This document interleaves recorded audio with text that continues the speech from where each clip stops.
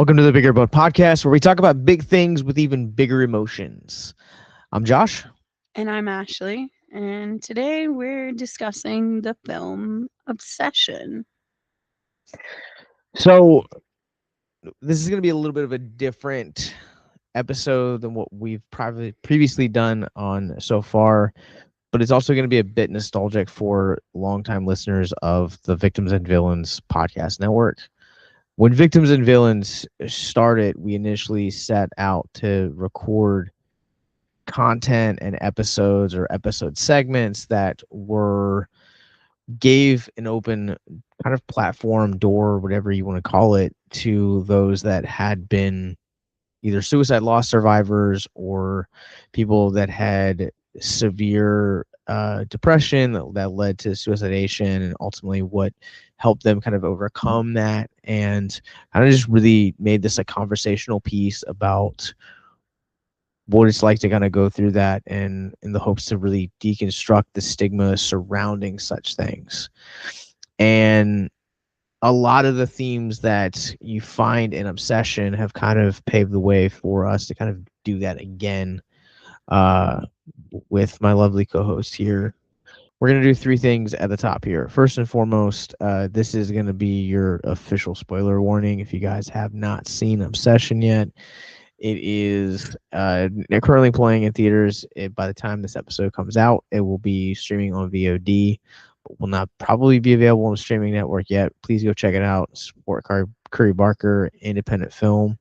Uh, Second thing to note on this episode, that if you guys haven't seen this movie yet and are curious on our thoughts, we did record a spoiler-free review also here on YouTube. And third, and most importantly, we're gonna put a official trigger warning as well. In this episode, we're gonna be getting into everything from body autonomy to suicide attempts and everything in between. And these are really heavy topics, and but we also believe that these stories are meant to be told, and they allow us the space to also destigmatize and remind people that they're not alone when it comes to these struggles. Well, without further ado, we're going to be jumping into Obsession, spoiler, and Ashley's story. So in our first episode, we kind of talked about really kind of how we met, Mhm. and ultimately how that friendship kind of blossomed into something a little bit more. And the thing about friendships that I've always equated to is that it doesn't feel like a real friendship until you kind of go through something with somebody. Like there's got to be something that, to bring it into this movie, that kind of has to crack that one wish willow in the relationship. And but with that said, you never really kind of know and understand where people are in their personal lives. Um, I think that's something that I've gotten to see kind of firsthand, like how great of a mother you are, how blessed those kids are, how wonderful of a partner you are, how caring and kind you are. And you strip that away and you just kind of start hearing some of these stories that we're going to be talking about today. And um, be kind. I think is like the first thing I just want to tell people. But my first question is, can you kind of, so you had a stalker at one point. We'll kind of Mhm. start there. We'll start like work our way up. You don't want to start with the movie and work our way from there, because Bear's not a stalker. I mean, he. Mhm. We don't see it. Curry makes it very difficult to see kind of the background of Bear aside from the loss of his grandmother and the loss of his cat. Yeah. We don't get a whole lot of backstory other than he likes Nikki. Opening scene is him practicing to ask Nikki out. Yeah. And then they go to trivia every whatever night I they think it go. was Tuesday, I Tuesday think. night, Yeah. yeah. Tuesday night trivia. And it didn't really, and they work together. Yeah. It didn't really come off as Bear's stalking her. Um, so yes, I did have So like the reason I bring it up is I had because someone who was obsessed with me. yeah, so that's kind of like for me, like I equate like the subject of like obsession to like something that can lead into things like stalking. You Mhm. stalk because you're obsessed with whatever the thing you're stalking is, or person or individual. Yes. You know, and social media nowadays kind of makes it so much easier to kind of do it. You know, in this movie, we kind of see like even there's a scene in this movie where like Bear is just sitting. It's in the beginning of the movie, but Bear's just sitting on his bed after the death of his cat and just doom scrolling. But he's only doom scrolling Nikki. Mhm. And so even like when he's not with her, because you learn throughout the rest of the film that like not only do they go to these trivia nights, they work together 5 days a week, like they talk and kind of communicate. Like there's There's a friendship there's there. a friendship There there, is. and but again, there's also this level of obsession. And Mhm. obsession, we'll get into obsession and kind of like what a healthy obsession looks like, because I think that even healthy obsession has a bad rap to it. Um, but we'll end on a happy note. But for you having the stalker, you had someone that was obsessed with you. I mean, can you kind of talk about where it all kind of started, where that friendship started? You know Yeah. how that relationship kind of blossomed from a chance encounter to something a little bit heavier. Yeah. Well, first and foremost, I just want to say for anyone out there who believes that only pretty skinny women get stalked and only pretty skinny men get stalked, it's not true. I am a very big girl and I'm a mom, and so I'm older. Um, and I thought that was something that, like, I guess would make me less attractive to someone. And I couldn't be more wrong. Mm. Um, we met at GalaxyCon 2025. This person came up to me. I would. It was very interesting because the first time this person met me, I was dressed as Cloud Mm-hmm. from Final Fantasy, but specifically for my Final Fantasy fans out there, I was specifically dress Cloud. So you know when Tifa gets to give him a little bit of a makeover, I guess, and he's in the nice little ball gown, sitting in with the girls. So I was dressed as a man that was cross dressing, but a woman. So I used my real hair. Mm-hmm. Um, I was covered, but you could still tell I had a chest. I had a corset on. Like literally, I hate this cosplay. It's so ugly. And this kid thought I was the coolest thing ever. Mind you, this kid is, I say kid because while they were not a literal minor, they were, I want to say, like maybe 24, 25 years old. Okay, so about Very young, yeah, 7 years younger than me at yeah, least. But I don't really know. I didn't care to get that sure. much information about that individual.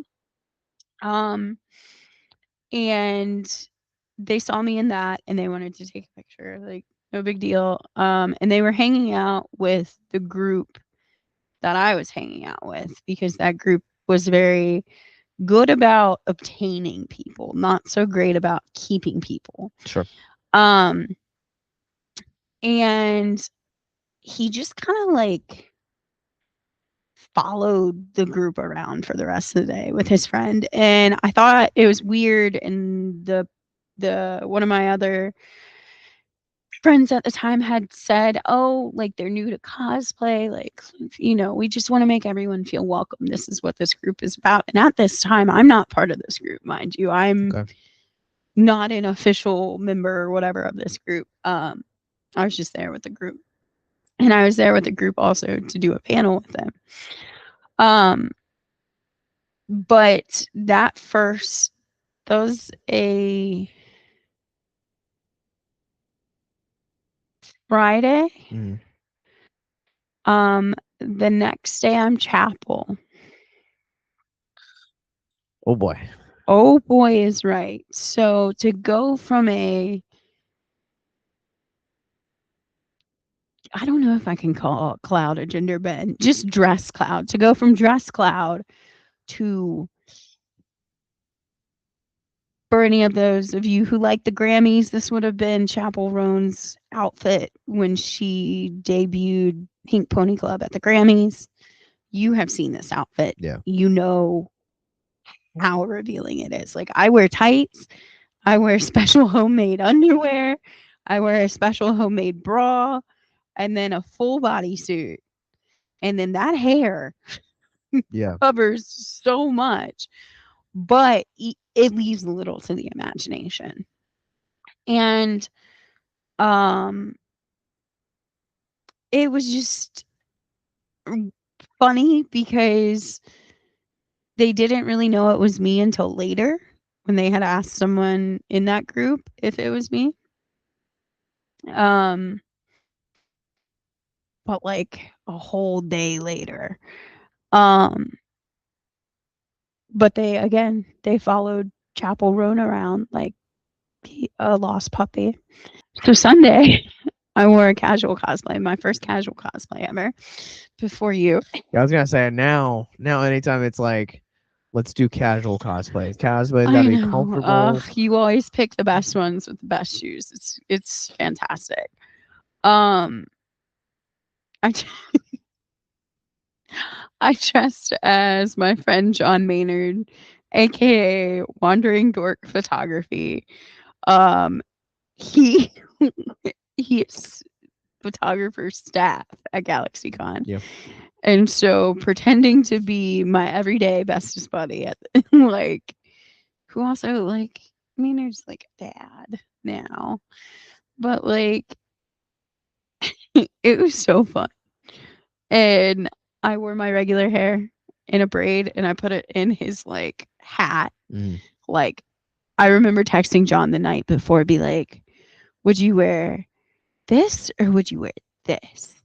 Or would you wear this? And he's like, oh, just wear jeans. Just wear jeans. Just wear jeans.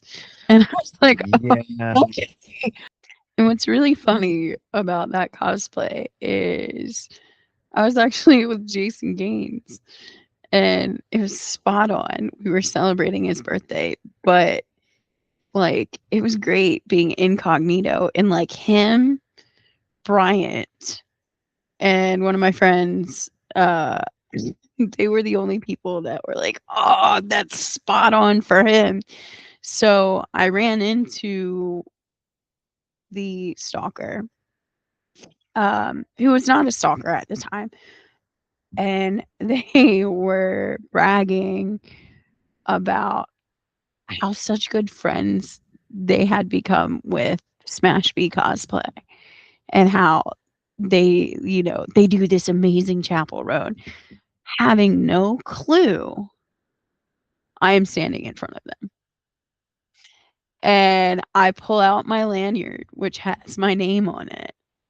And I said, um, like we took a photo together, but I don't know anything about you other than your first name. And he was just so embarrassed. Yeah. I mean, or at least that's what I thought. And it was just I was just like, okay, well, I've got stuff to do now. Bye. And then a couple weeks pass and he DMs me on Instagram. I answered the DM. We DM back and forth. And I can't remember like how it happened, but I just know I wasn't comfortable giving my number out. Sure. And it's probably a horrible tactic, but when I don't give my number out, I just give my Snapchat. Yeah, And yeah, probably not the best no, idea. no. So, but I didn't want him to know like my real full name. Sure. I didn't want them to be able to look me up on on like my private Instagram or my private Facebook. I did not want them at the time to like know anything, because this was a person who I literally expressed to another person in the group that I felt uncomfortable, and that person, even though we were never like really friends, that person like actually like stayed with me, and like we didn't really know each other. We were just kind of all hanging with the group, but she actually helped me like a lot. And I remember telling John Maynard everything and how I went incognito. And I told him, I was like, yeah, how was your GalaxyCon? I think I might have gained a stalker. And we joked about it because there were like so many DMs coming in. And finally I was like, okay, I'll give him my Snapchat, whatever. No big deal. And it wasn't a big deal at first. But it things quickly change.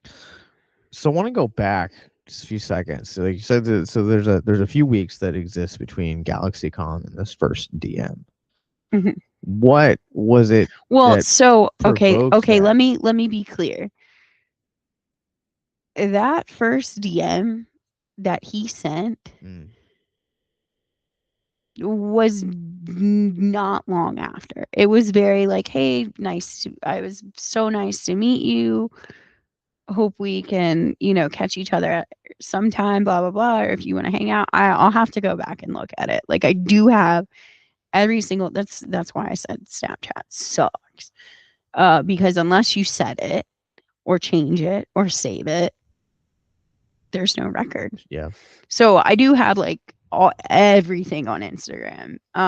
Because if there's anything I've learned, always have always have receipts. yeah, Just because, man, uh, cosplay is definitely cancel culture, and if you say anything or do anything, you better have shit to back it up. sure. Um, but But I mean, yeah, it was several DMs, and then eventually, I guess at some point, I answered it, and DMs continued, and then what was it that I mean, so we get the niceties aside, yeah, hey, it's nice to meet you. yeah, yeah, Things, yeah. what is it that kind of provokes each conversation or each start of a conversation? Is it a picture? Is it Yeah, uh it seems like everything that they were really like DMing were responses to like what I was posting on my story. okay, Um and then like slowly I realized like they started to like everything, like all the posts sure. and all the stories. And cuz like a lot of people I don't think realize this, but even if you just heart react to someone's story, if we're a creator account, we see those insights, so we can then scroll and see every person that's viewed the story, that's liked the story, every person that's DM'd in response to the story. Mm. Like I have all of that set up to do that. Um and there wasn't necessarily any post in particular except one.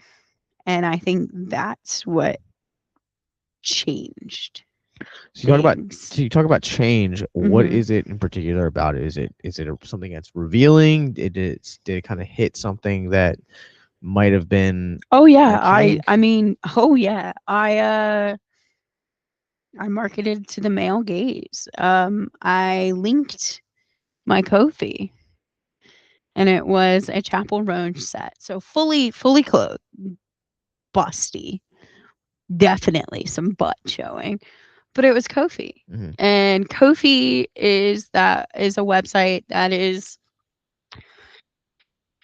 primarily used for creators. A lot of people use it for like designs, and essentially it's like better Etsy. Hmm.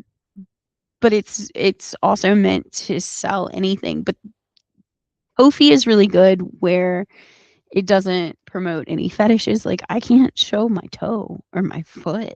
in a photo on Kofi without it getting flagged as a fetish. Just showing it. It could be full body, but a bare foot and you get flagged like crazy.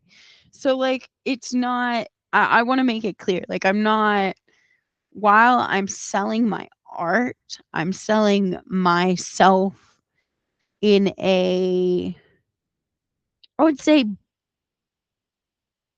burlesque to boudoir level. Absolutely no nudity, nothing like Yeah, OnlyFans, it's but way. just So suggestive. yeah, it's highly suggestive photos. Yeah. And I don't remember quite what had happened, but they wanted to buy it off the website, but like it their card wasn't working or something wasn't going through and he like really really wanted to buy this set. But also at the time the set was like really expensive. So he was like, "Oh, could I pick out a few favorites and like you could give me a rate for that and I'll just PayPal you." So I waited for the payment to come through and then I emailed the photos off. Oh, okay. And see, with Kofi, everything's done for me. They click the link, they purchase it, the money goes from Kofi. They get a portion of it. I donate a portion of it. Virginia state taxes are taken out. And then it goes through my PayPal. And then it goes into my bank account. So there's like several thresholds so that I'm not in contact with my buyers. Like when you purchase a set from me, it has like an automated little like thank you note that I've set up that basically is like, thank you for your donation, like, or thank you for your purchase. As you know, as a buyer, you are more than welcome to suggest set ideas. And I've had a couple like poison ivy. Poison ivy was one that several friends have asked me to do for a really, really long time. Yep. But I was never really body confident enough to do it until you, my love. That's because I tell you every day, multiple times a day, how beautiful you are. So I think that was it. Is it was all of a sudden I was, and I think in a way it was like all of a sudden because I was selling myself on the internet, it made things be okay and like certain things okay. Um, yeah. So, I want to kind of pause on stalking real quick and kind of when in the subject of social media and really Mhm. kind of putting yourself out there. Like, I was like super nervous the first episode that I ever put out of Victims, and it was strictly audio. Mhm. And I remember when we started experimenting with YouTube, it was right around about a year and a half in. And I was really self conscious because I was like, I was terrible at lighting, I was terrible at sound. I always joke around, tell people don't listen to the first 25 episodes of Victims because it sounds horrible. Oh no. Like we used to just like record on a tablet, and then I had another like external thing here, and I just record the sound off the tablet. It was awful. It Oh, was bad. buddy. But I was really like self-conscious about that, and it wasn't like Yeah. Well, until you've more grown. until what yeah, it wasn't until like more recent years that I've had like people basically be like, I think you know, I think you would do really good well on YouTube. We do okay on YouTube. But it was kind of like talking to people at cons or like Mhm. having support like you or like my wonderful board that kind of really gave me the encouragement to do it. And I mean, honestly, as like the landscape of social media has changed, but there's always this layer of needing to put yourself out there. And when you do put yourself out there, especially as a cosplayer, you kind of put yourself out there to subjects. Everything. Oh yeah. And can you kind of talk about the mental health like of that and kind of the journey of like being vulnerable enough to put yourself out there? Like with cosplay. Yeah. Um, I mean, This is really funny, but when I was first introduced to the concept of cosplay, it was at MagFest. It was the first like huge convention like Sure. where there was cosplay was prevalent, and I was like, oh, that's a thing dorks do. Like I wasn't. I love dressing up for Halloween, but like I didn't understand at all. And I remember I put together like you're gonna have no idea what they are, but it was a show on Cartoon Network called OKKO, and I put together Carol and a Mr. You are Gar. correct. I do not know. Yeah, and my partner at the time went as Mr. Gar, and I went as Carol, which is KO's mother, who's also like a superhero or whatever. And they're very like not well known characters, but we were at a music and gaming convention. And so like that hit like that fandom was pretty big for that community. And like we got stopped. It was like for that to be my first cosplay experience. Like I was like, oh my God, this is great.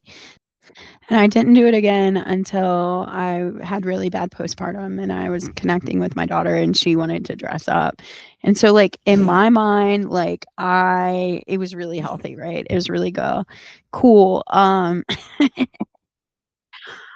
I think like I think back to some of the like early ones and like I think about how mad people got when they found out I was a girl dressed as Darth Maul. Not a gender bend, just a girl dressed as Darth Maul. Like, so many people were so butthurt about that.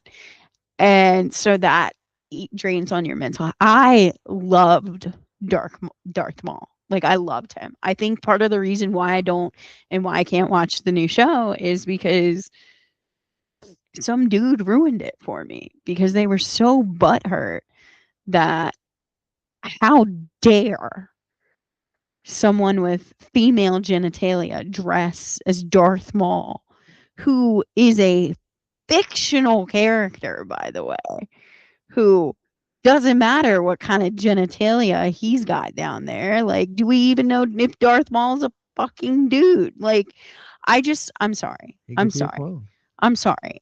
I hate misogynistic pricks, and for that to be like my first like bad mental health experience with cosplay, it really fucks you up. And like, I mean, I'm just gonna go ahead and say it now. The dude was basically Bear.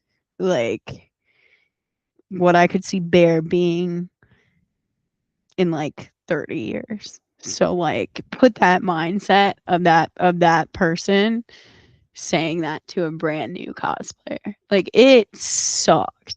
But then you have times that are like very rewarding. Like the first time I did Porco Rosso, not as a gender bend, just Porco Rosso. I was like, no one's gonna know what studio like everyone knows Studio Ghibli, but everyone knows Kiki. How? My neighbor Totoro, Spirited Spirited Away. Away. Everyone forgets about good old Porco. When I did Porco for the first time ever, man, the amount of just like support, praise, like, and then when I was really worried to make it do a gender bent Porco, same thing. No one had issues. No one said anything. And Porco's a very well known, like not well known, but for Miyazaki fans, he's a very beloved character. Sure. So like the fact that I got that support from the get-go was just like good. So like I guess when you put yourself out there, like you have to be ready for both sides. You have Yeah. to be ready for the good, but you also have to be ready for the bad. I know most recently, after the early premiere of Obsession, Yeah. there was a dude that commented on, I don't know if we want to say my butt or the post, but the post was a about my butt. It was a butt video. It was 100% to get views. But for whatever reason, dressing up as a radioactive ghoul where I am shaking my tail feather, fully clothed, makes me a horrible, horrible parent. Which is And wild to me because there's like not any of the kids on there for like a few years. Like, yeah, like I have, well, and that's the thing is like on that specific profile, it is only the kids in cosplay. So I only post when they want me to and like when they tell me to post. And I only post when they're in cosplay.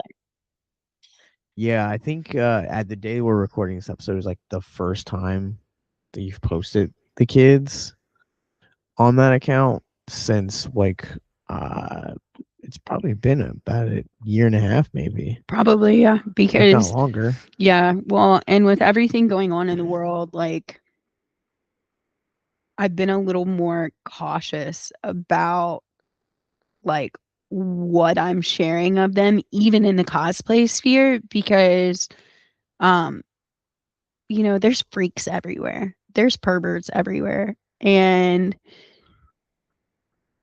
like, it just, that's a whole nother topic for another time. But, like, it I only really now post them if they're in full cosplay or heavily dramatic makeup with cosplay. Like uh Odysseus and the Siren that I just posted, the oldest is the Siren. Yeah. And mom, of course, is Odysseus. But she has heavy makeup. She's in bloomers. She's in safety tights. She's in her hair is worn differently than she would wear it otherwise. Yeah. And she doesn't look like she's 7. No, she also did her makeup. She did, So yeah. props to her. She did do her She did a own makeup, good job.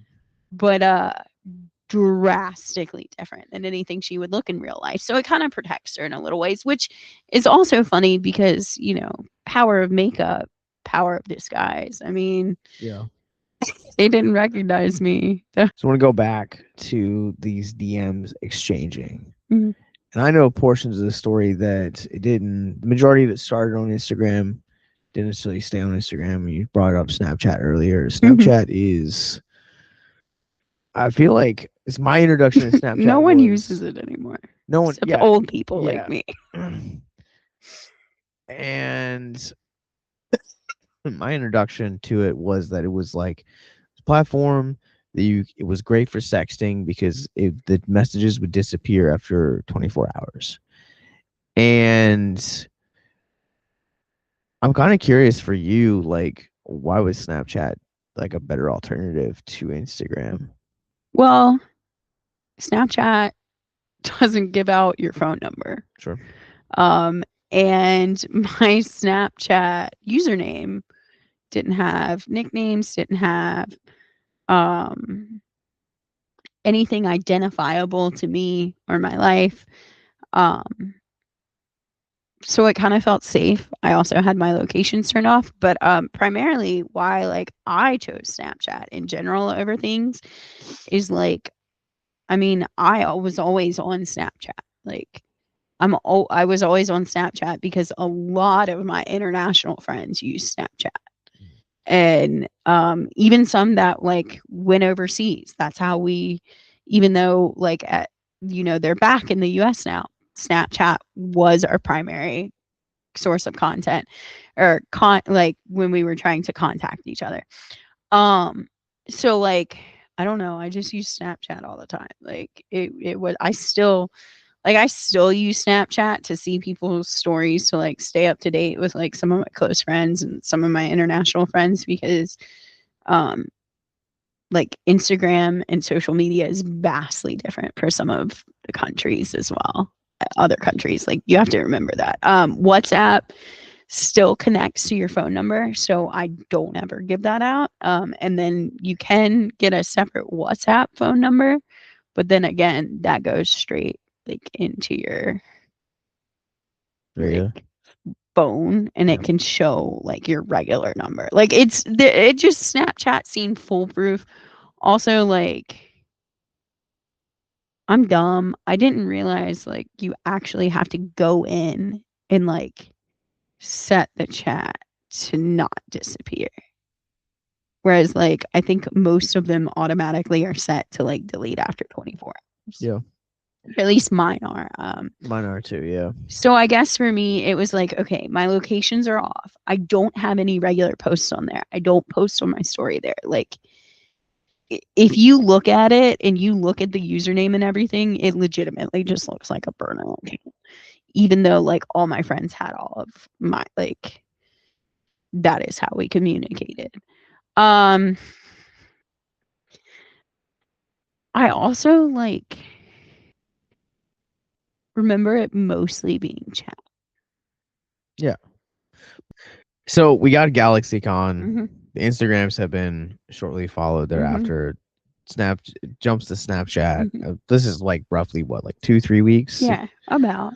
Um, and kind of like how did the uh, can you guys talk about like I'm assuming like once the DM started, like flirting started, and I'm assuming the flirting was very one sided. Uh, I mean, don't get me wrong. I did like the attention, so I feel like I didn't dissuade the flirtation. I just kind of accepted it. I do remember one specific thing for me and why it switched over to Snapchat was because some of those more revealing stories that I would post always led to like a sexualized comment, and I don't really like sexualized stuff and comments on my uh Instagram or like in my DMs because like, like I'm a mom Yeah, sure. and my kids are old enough to read, and it just it feels yucky. Like yes, flattery is nice, but also like it's not always when you're called sexy by someone who you don't necessarily find attractive, it's kind of like a I don't know how to explain it really. It was just an uncomfortable feeling.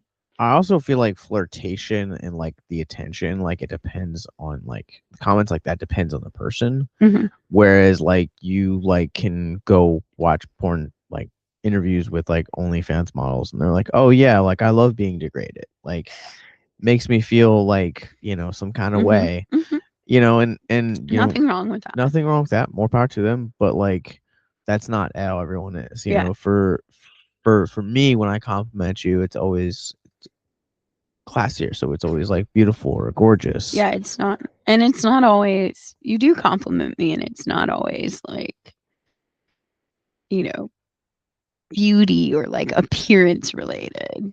Yeah. Um, Because I and like your brain too. yeah. One might say that I even love it. Um, but can you kind of talk about at what point did the DMs kind of turn toxic? Um, like what do you mean? Because the sexy comments were like right out of the gate. Those were like right after, like as soon as those DMs started. I mean, like the toxic in terms of like, being more aggressive in pursuits or Um, uh, kind of being like, why yeah, don't you like me? yeah, yeah, yeah, yeah. You're leading me So, on. it was RavenCon last year. Mm. Um, I'd hung out with some friends, and like to be very clear, like I hid none of my situation from this guy. Like I was very clear. I was married. I have children. Um, we we were in an open marriage at the time. Um, and while like I wasn't really like sure what that looked like at that time or like what that could even be. Um, and at RavenCon, I had friends who were very into the lifestyle and different lifestyles, and they were kind of helping me navigate it. And um, one of them kind of said, you know, have you taken time? And she's so lovely, like she's such a kind first person, but she said, have you taken time to love yourself? Mm. Have you taken time to fall in love with yourself? Have you taken time to see your beauty? If you haven't, you should. And that kind of hit me different because it was kind of like, hmm, I get that. Like, how can I possibly entertain anything more if I can't even love myself?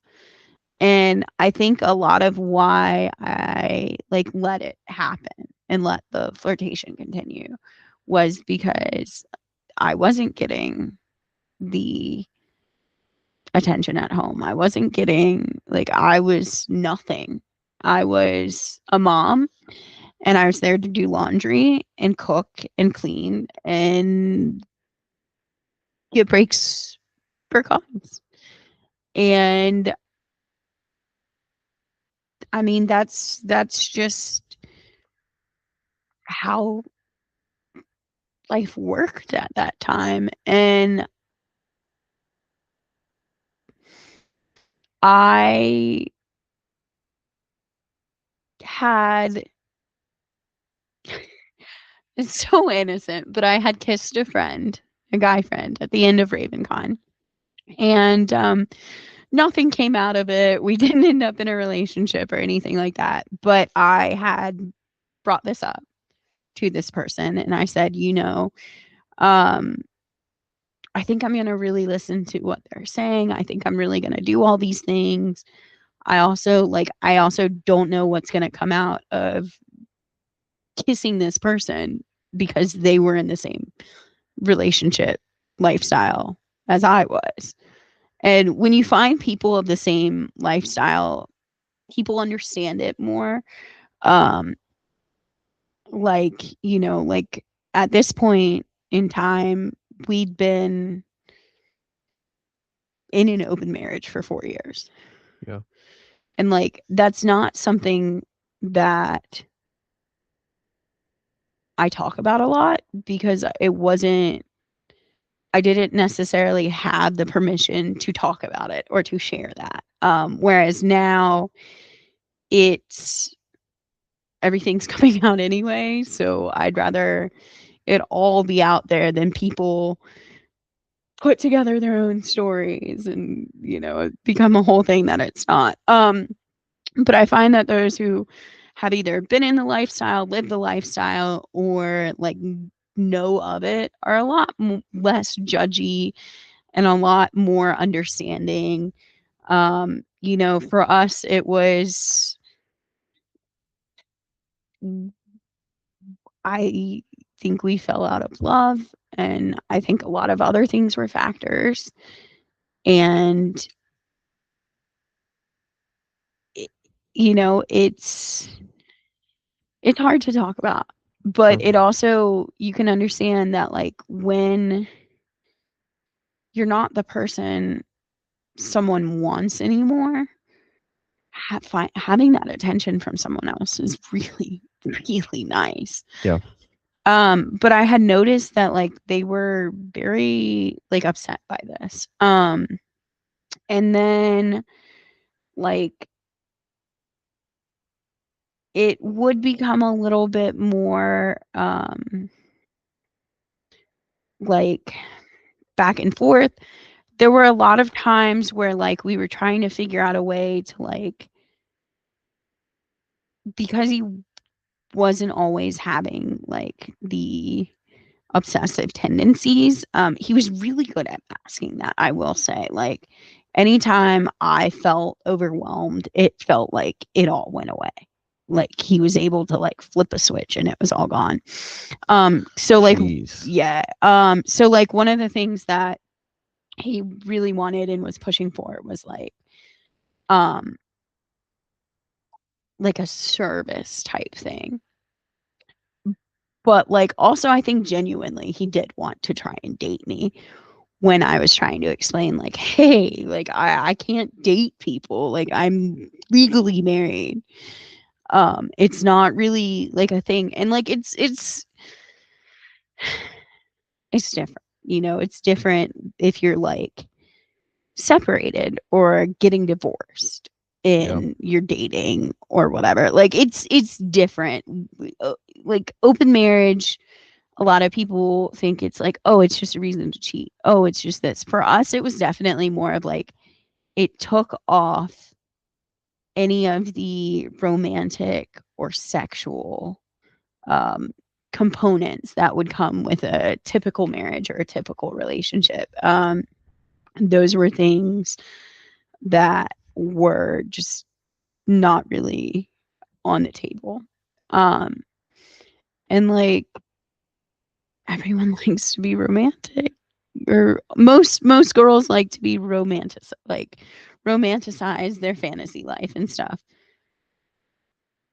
But he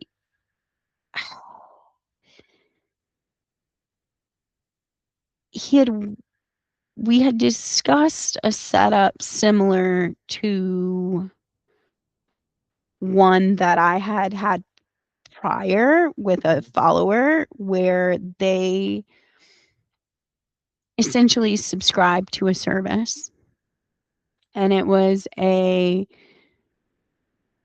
for lack of a better word, it would be like paying for my time, paying for me to text you nice things and call you pretty. And while he wasn't necessarily asking for that, that was kind of the only solution I could come up with Yeah. as like a middle ground. Is like, you know, I can I can pretend to like this person for money, like as long as they understand like it's a service. And that's kind of the problem is oftentimes you will get subscribers. You will get subscribers that um confuse the service Hmm. with, and again, it's all over text and Snapchat, you know. Uh some over Discord, just depending on their preference. But like you're paying for a service. You are Yeah. literally paying me. I had people's wives paying me to talk to their partners a certain way because that was their way of having a supportive, healthy relationship. And any photos that were sent were literally things you could buy on my Ko-fi. So no matter what, like they're paying for essentially the same thing. Yeah. Um, so I think, you know, when you're starting when you start a friendship and then this person is being like starting the DMs with, wow, your Ko-fi sets are expensive. I've got this much money. What can you give me? And then you turn it into, so I used to do this. Um, I might consider it, but the last time I did this, you know, fantasy and reality got blurred for them and not for me. And, you know, with the stalker, I had kind of like explained why everything was a bad idea. And then like group outings, they would come to group outings. There was a Busch Gardens trip. I had my kids there. I was there with cosplay friends. The friend gave them a ticket. The friend gave them a lift to Busch Gardens. Um, and you have to understand, like, we were friends up to a point. Yeah. And the more I kind of pushed away, the more the more obsessed they became. So I know that for one of the first things we kind of talked about, kind of, when you start dating someone, you kind of have these conversations where Mhm. it's you're kind of getting to know them a little bit Mhm. better. And one of the first things we talked about is kind of you had, like you'd mentioned, like, you started engaging with a gentleman that really did blur the Mhm. lines. Um, you were able to kind of turn it on and off. Mhm. But can you kind of talk about how that exchange kind of had its like its Yeah. impact on your mental Yeah, health? of course. I mean, so for me, being able to turn it on and off, it's a business transaction. Like the dirty, slutty talk is not at all who I am in real life. Like, I mean, I know. you know this. I see it front row and center. I am like Ned Flanders sometimes. I feel like in that department, which is so funny because if it's like a transaction and it's a business thing, it's just like playing a part in a little play. Yeah. Like I just like think about every dominatrix type movie character. Mostly it's Megan Fox and Jennifer's Body. For whatever reason, that is my standard like brain go to, right? So like That's such a weird choice. yes, yes, but it works. And it helps to separate it. Like, and I think what's funnier is most guys probably assume like I'm like naked or like all in it. 90% of the time, I was like in the kitchen cooking a meal for my kids, like making money on the side. Like, Oh no, like see, like every time that, like, in film, like there'll be like a sex phone, like behind the scene, like, like they had in the 80s, those yeah. 900 numbers. There's always like, someone just sitting there like doodling, eating some gum, rolling their eyes, being like, "Oh yeah, daddy, you're so big." Like that's just how I imagine like shit like that goes to just in real life too. I don't know. I didn't really do voice, or it was mostly just texting and like stuff like that. On the flip side, the aftermath of the blur between fiction and reality. I The things they said were so hurtful because all of the things that the Duchess, Yeah. that is the character of the dominatrix, everything that the Duchess had told them to do because that was their thing. They really liked being told what to do. They liked being bossed around. Um, they took as sacred, like Ah. I'm not going to do this with anyone. I can only do it to my mistress. And it like really fucked me up because it was like one person this one person in particular was like, this could have fucked up like my entire relationship from withholding this, and like, like, I thought you cared about me, but all you wanted was money. I thought we had a real friendship. And like, you know, I don't know this person. I've never met this person, just a follower. Sure. Um, and I'm very grateful.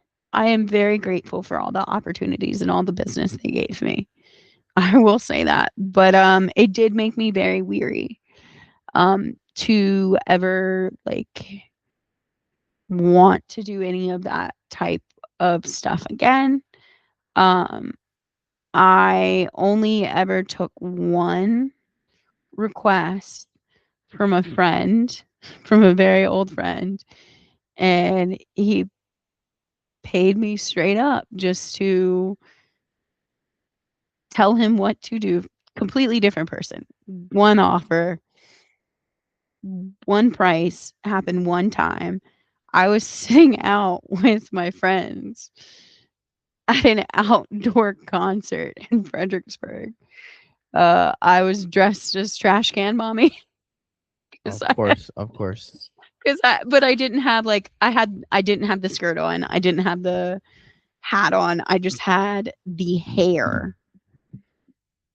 Yeah. Actually, no, I didn't have. I had my hair that was in braids out. But trash can mommy's busty. Yeah.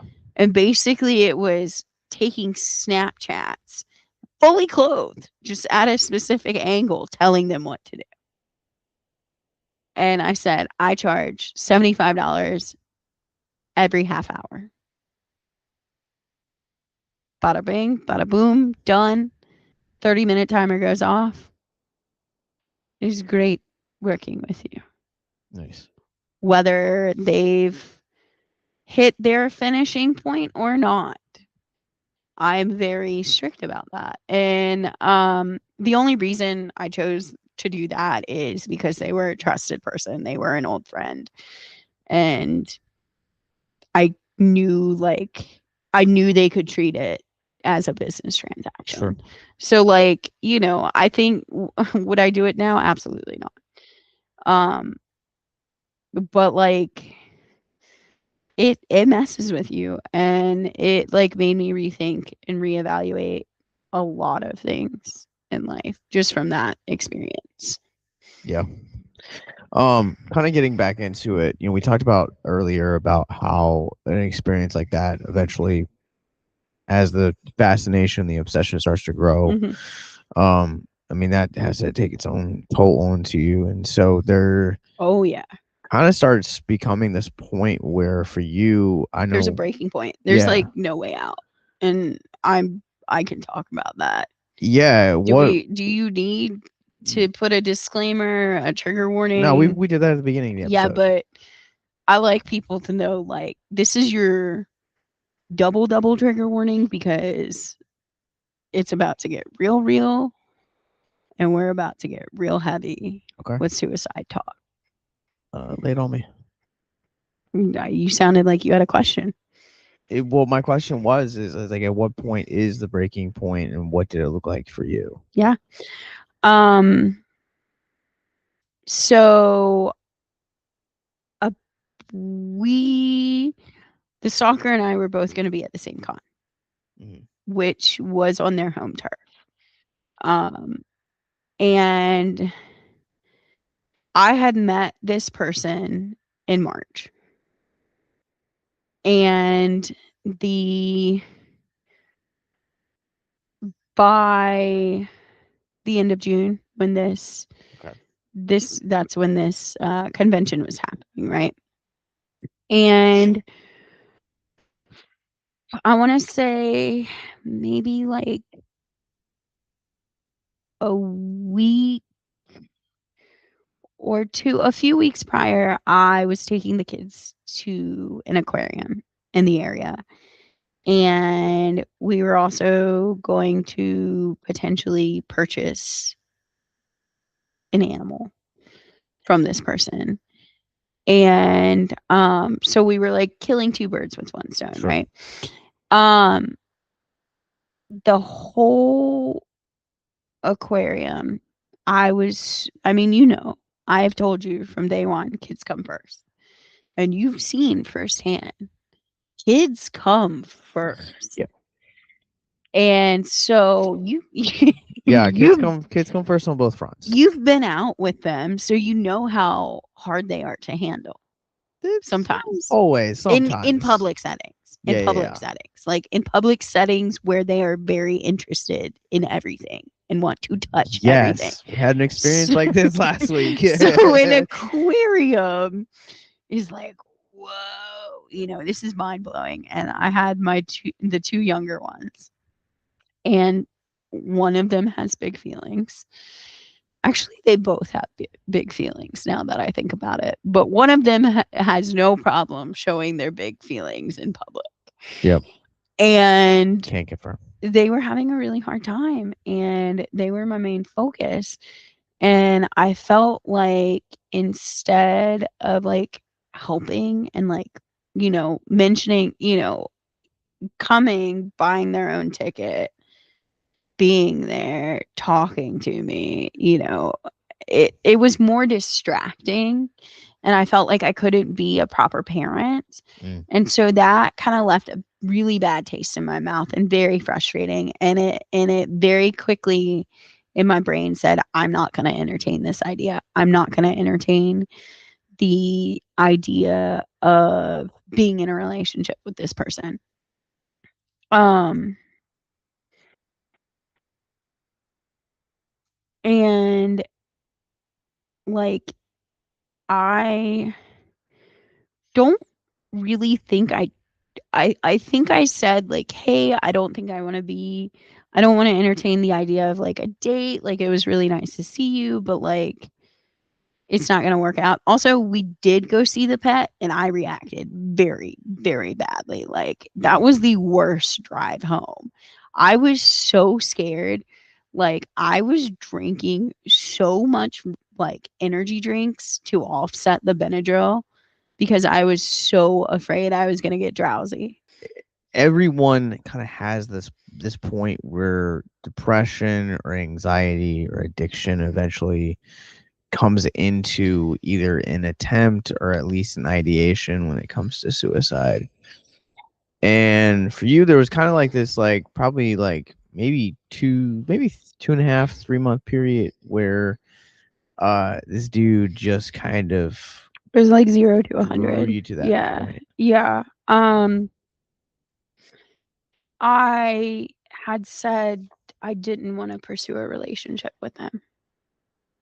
So I said no, basically. Mm. And in saying no, I received horrible, um,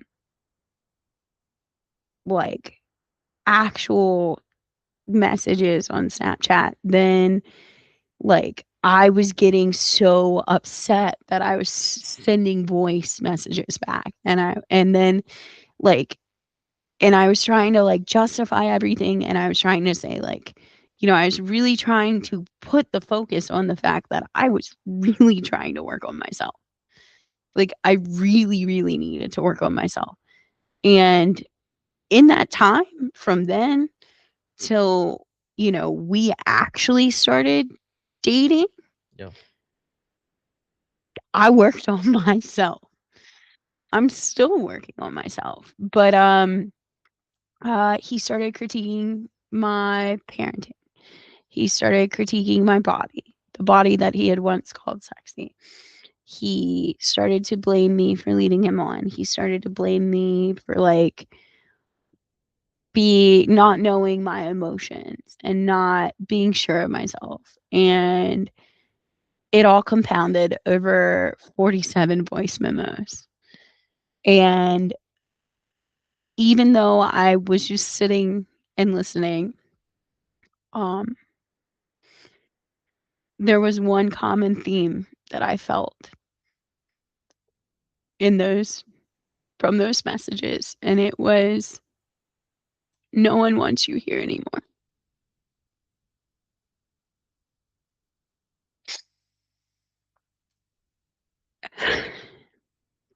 And I have kids, so I didn't want to do anything that if one of them found me would hook them up for the rest of their life. Um, everyone, a lot of people have ideations, but going into that day, I wasn't having ideations. I was preparing for a con that we had at the end of that week, like that upcoming weekend.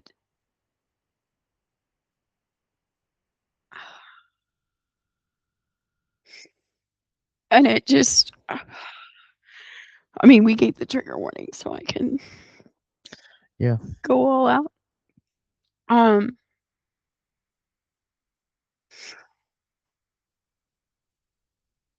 I had told my partner at the time kind of what was going on, let him listen to some of them, and he was just kind of like, that's ridiculous. Like, you being ridiculous. Like, just don't respond. So I didn't respond, but I did listen to everything that they had to say.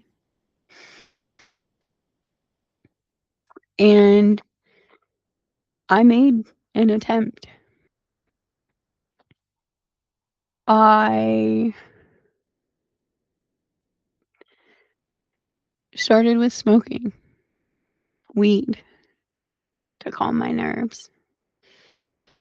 Didn't help. Started thinking about how can I overdose? What can I take so that I don't bleed out of my eyes or ears or nose or cause a rupture or an aneurysm? What can I take enough of that'll just make mommy look like she fell asleep and never woke up? Because even when I was trying to take my life, I was thinking about them.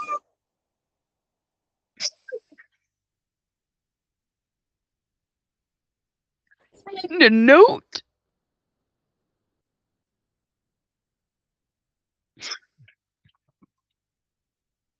And I'd done it once. Not trying to die, just trying to get numb enough for the feelings to pass. I'd done it once in high school where I took enough Benadryl to just pass out.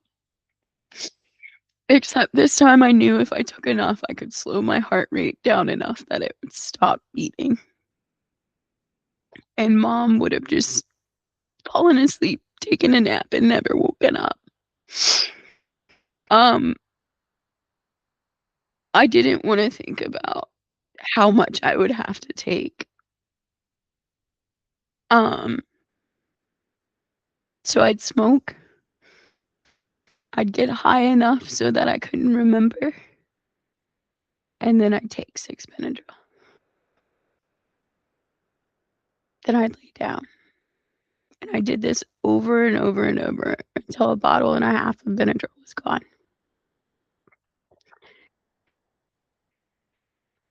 And my very, very good friend called me at the time, like he always does. And at the time, he didn't know I was overdosing.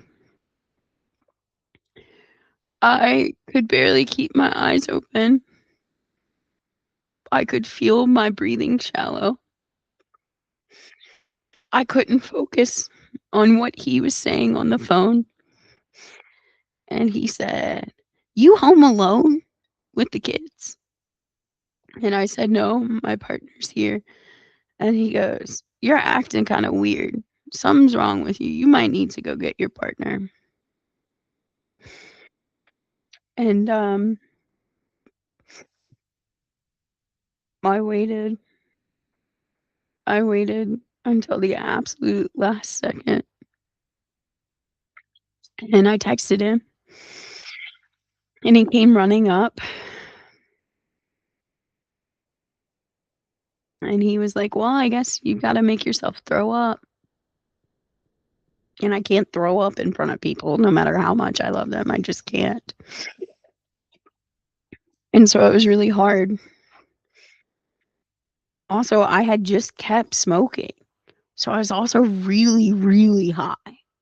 So, like, I was on another level while dying.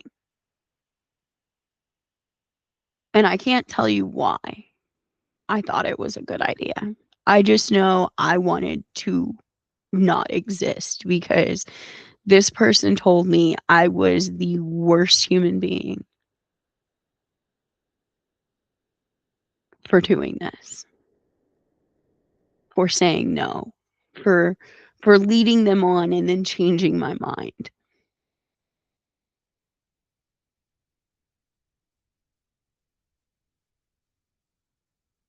So I tried to kill myself.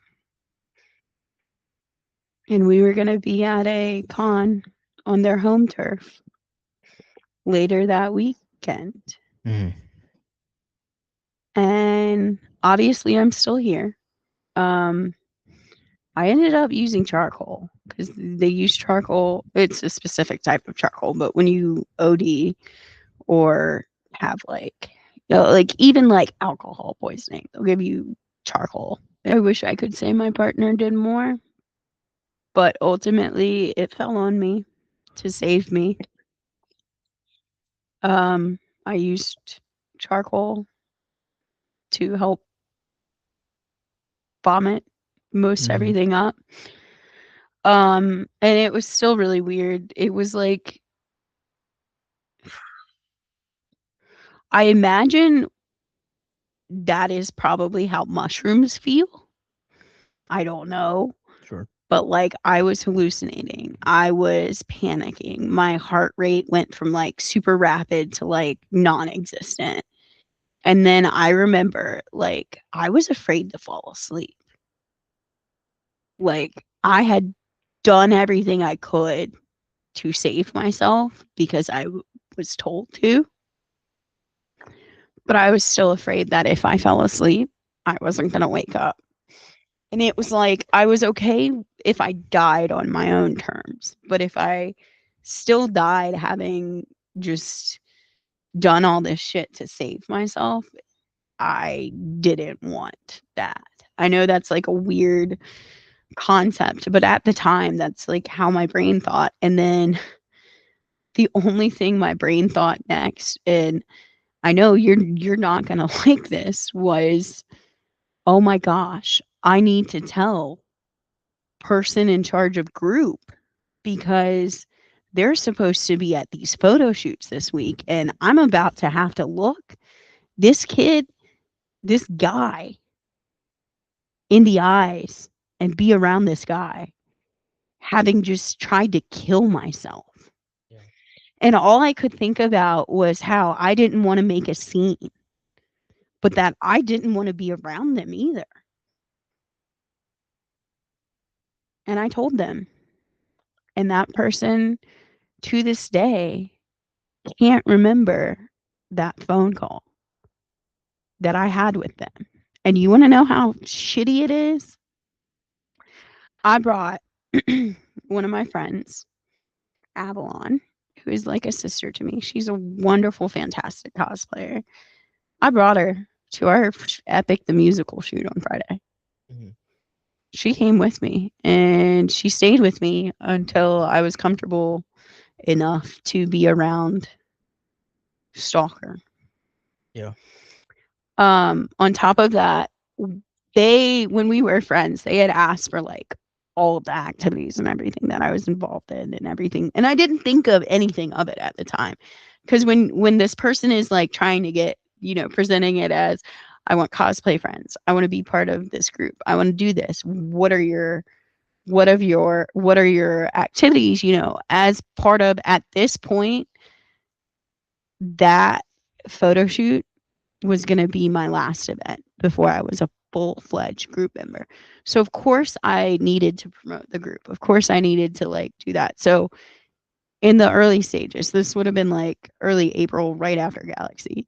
I was like, yeah, we're doing this, this, and this. We have this. I'm doing RavenCon next. I'm doing an Epic the Musical shoot. And then he was very interested in the shoot because it was at the beach and I had to kind of explain it and like I had helped like pick a costume or whatever. And like it was again, it was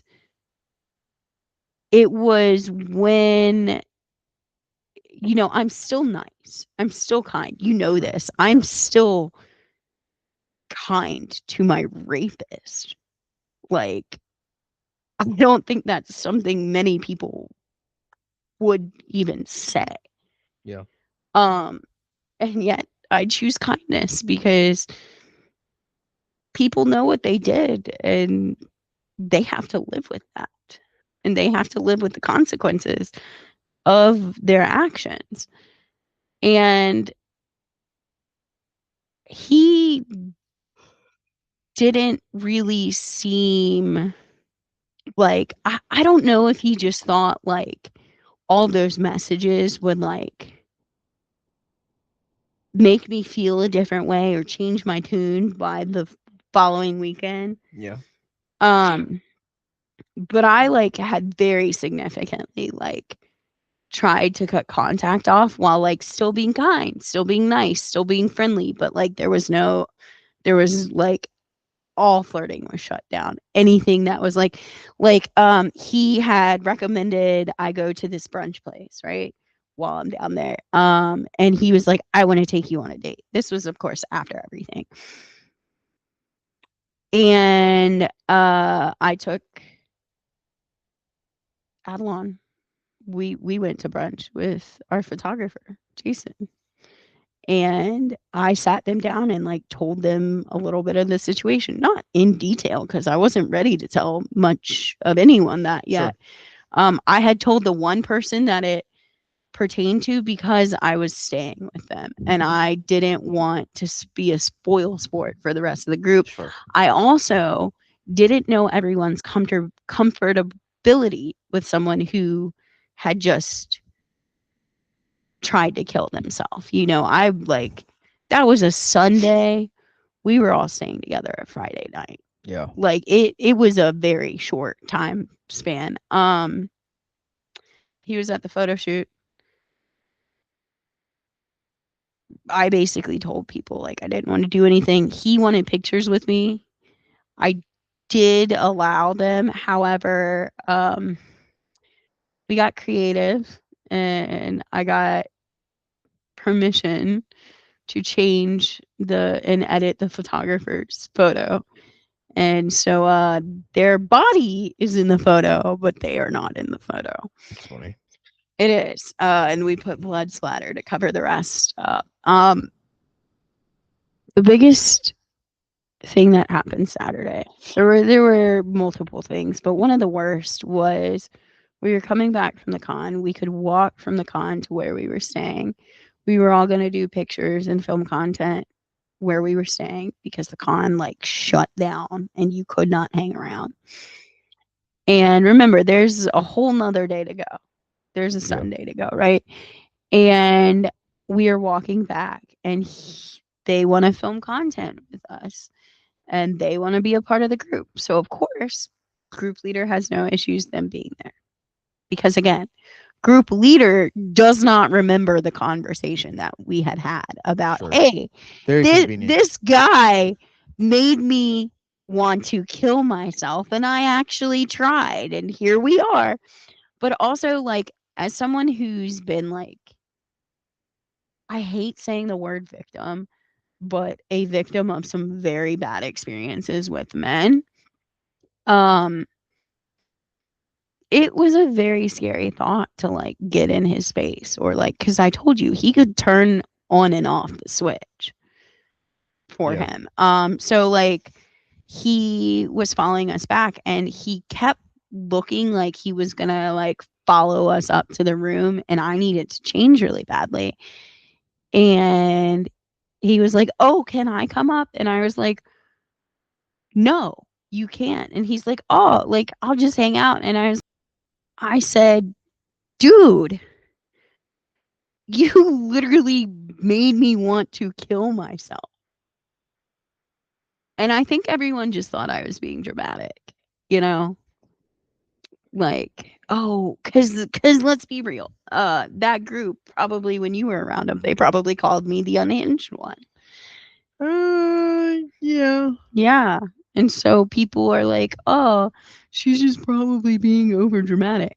Guys, I don't fuck around with suicide or suicidal ideations or attempts. Like, that's shit you don't just pretend to do or pretend to have.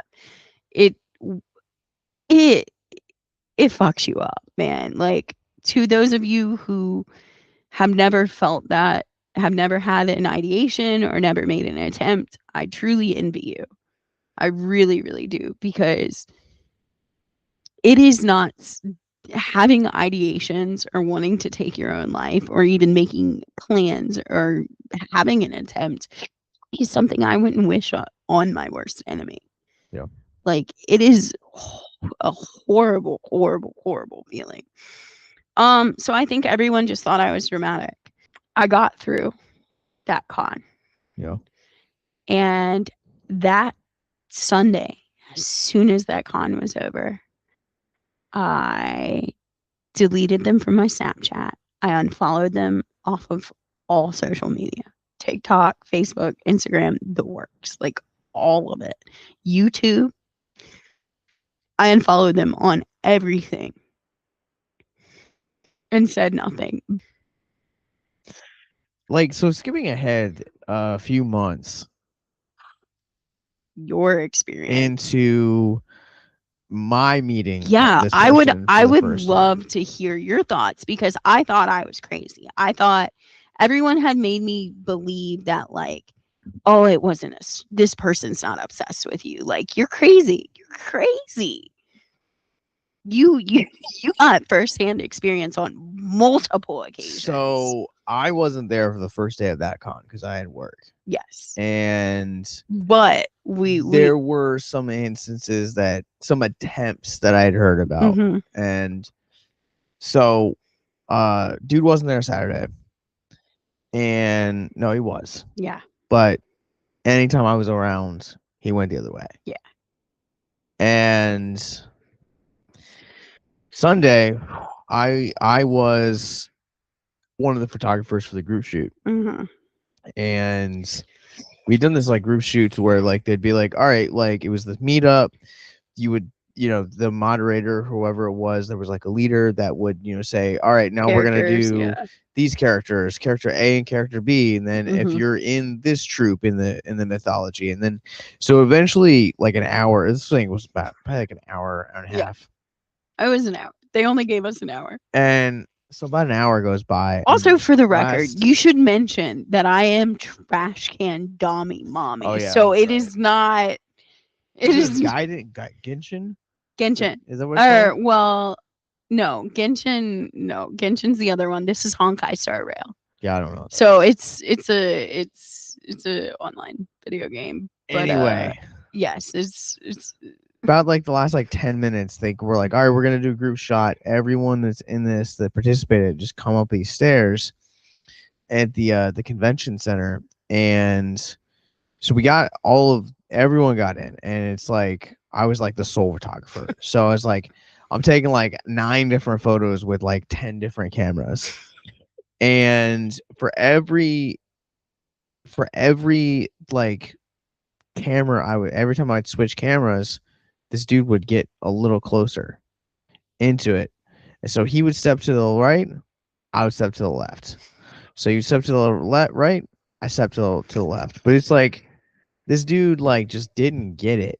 And I remember I was over with a friend in between getting called up because my character, I was a non-playable character. I was lordly trash can turned feminine.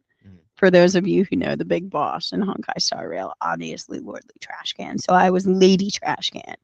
But like I kept getting called up a bunch. And in between, I was so afraid to go stand next to you because he was standing right next to you that I had another friend who was mostly in all of the same photos I was holding my hand over there yeah, until I felt I think at one point I just got so fed up. I like pushed and came to you and I was like, I'm not doing this anymore. he's like weirdly like relentless because like we would go into like the vendor hall and we'd go talk with like Bryant, or we'd go get like cup from like Wild Bills, or Mhm.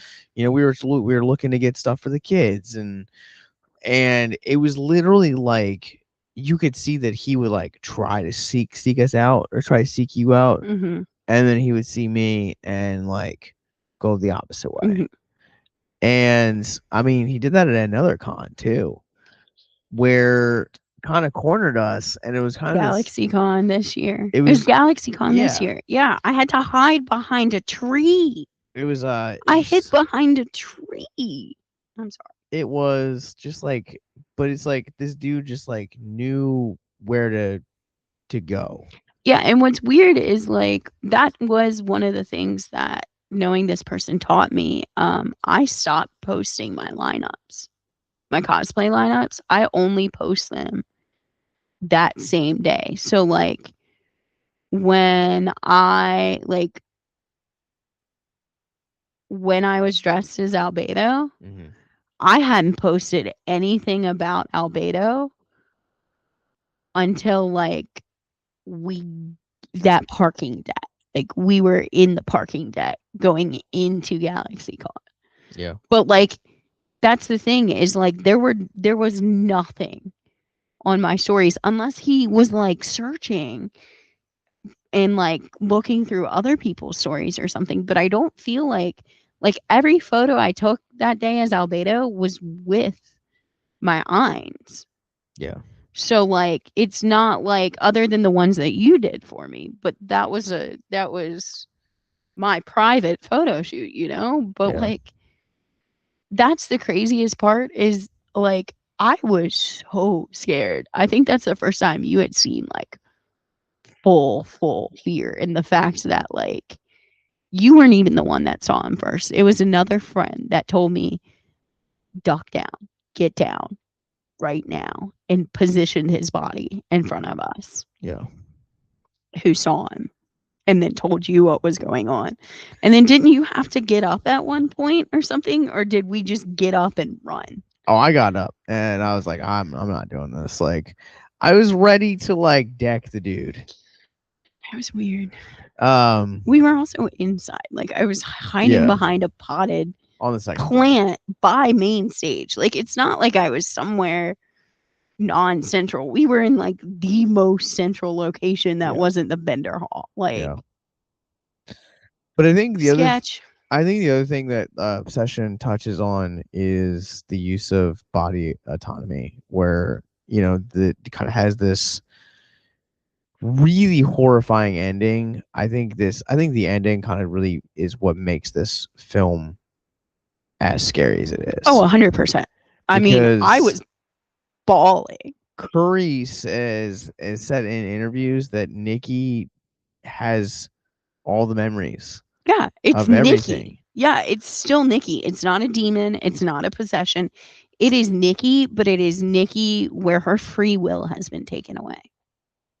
which kind of brings us into the conversation of body autonomy. Where is the flip side of this conversation? Where is the wish of the one wish Willow that Mhm. Bear makes is, I wish Nikki Freeman will love me more than anyone else In the whole world. Yep. in the whole world. And that whole entire exchange is like, you learn later on that like his friend Ian and Nikki had been hooking up for 2 years at Mhm. that point. Like, um, but again, like she had zero body autonomy. Yeah. And I think one of the scenes that captures that really well is the scene where he leaves for work Yeah. and she stands literally in the same spot she had off that day. And she just comes back. She hasn't eaten. She's vomited. Has urinated on She has herself. Yeah. urinated. Like that's how, and that's such a long scene. Like that scene goes on way longer than it should, but that's kind of the transition, right? Between like Bear being present in the apartment or in the home Mhm. to him going to work to then coming back. Mhm. Um, and you have had um not only everything that happens with the stalking and the obsessive nature that comes with that, but also body autonomy and lack thereof. Yeah. How do you want me to start this one? Because honestly, like, at the time before I knew what I was getting into, like, I was obsessed with the dude. I would do anything for that dude. I think the thing that like the way that you've described the story to me and like kind of framed it is like it's not just necessarily that aspect, Hmm. but it's also this aspect of kind of like I feel like the best way that I can kind of frame this is like when an unsuspecting victim, Mhm. yeah, gets kind of swindled Into other things, yeah. into a cult Sure, yeah, is yeah, probably like the best way to yeah, describe it, where it's I like guess. Yeah, because I didn't know what it was called at the time until therapy, so, you you have a guy that, probably talked a big game, probably sweet talked. yeah. I mean, I can we can shorten version of all of it, Okay. or I can try. Um, he was in college. I was a freshman. I had dated, but I hadn't, like, done anything. I met this guy through my roommate, thought he was cute. I was very naive, very stupid. Um, we were flirty. I was a terrible flirt. It made him laugh. Still a terrible flirt. Ah, I think you get, You've yeah, got some you mom y jokes. and you get my nerdiness, so, like, it hits for you, but anyway, um, It does. I was a virgin, Mhm. and I lied because he asked. He was like, "Oh, are you a virgin?" And, like, in college, like, all the girls I knew weren't virgins, and it was, like, cool to not be a virgin, so I was like, "I'm not a virgin." It's also why, like, I'm so triggered by, like, certain places that, like, certain hotels and, like, motels and stuff like that,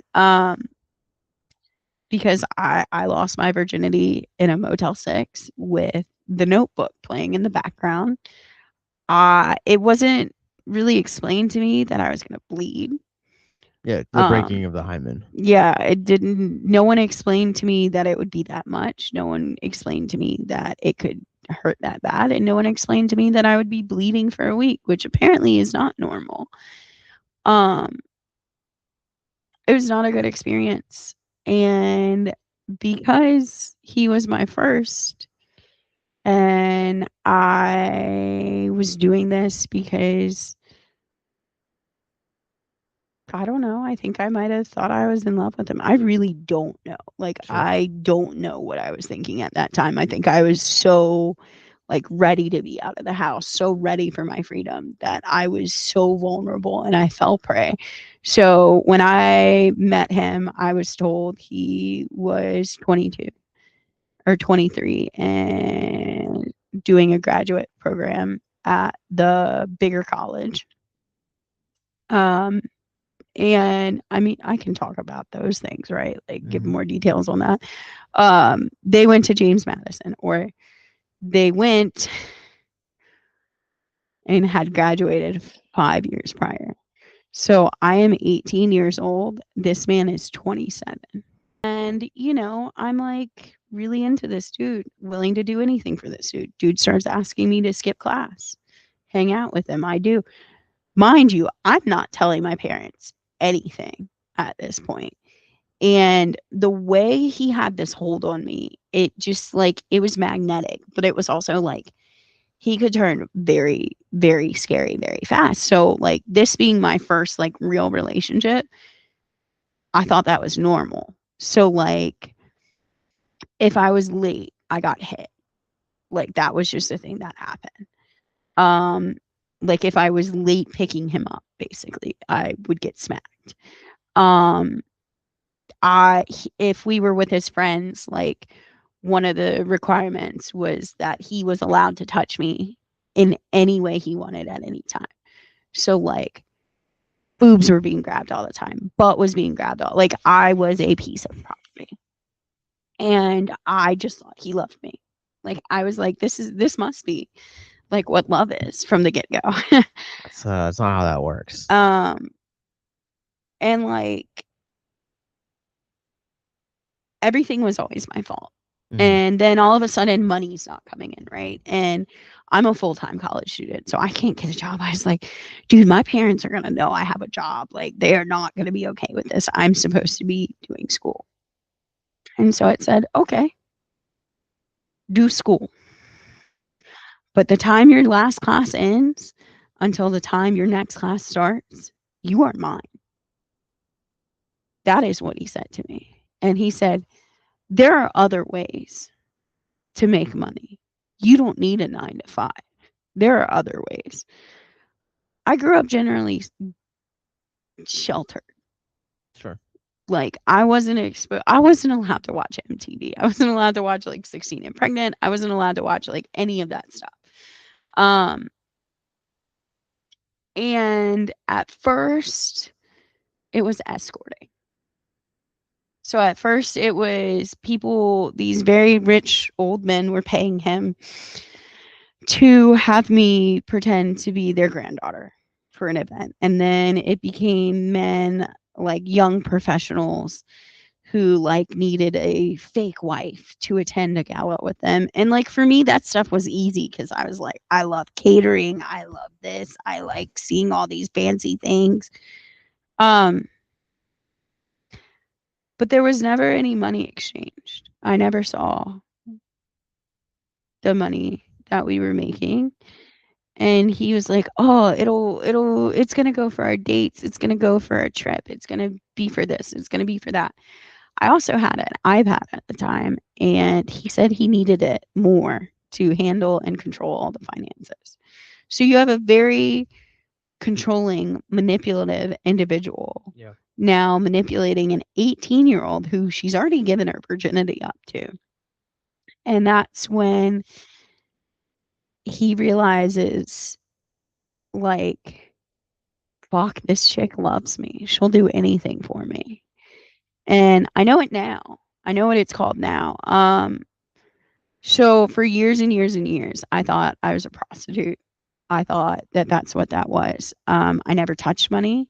I never handled money, and I also never consented. And so what I learned through therapy is when you are being forced into um, have sex with a bunch of different people, that's actually called sex slavery. Yeah. And then if it crosses state lines, that's sexual trafficking. And we can get into that in a second. But body autonomy, you talk about the lack thereof.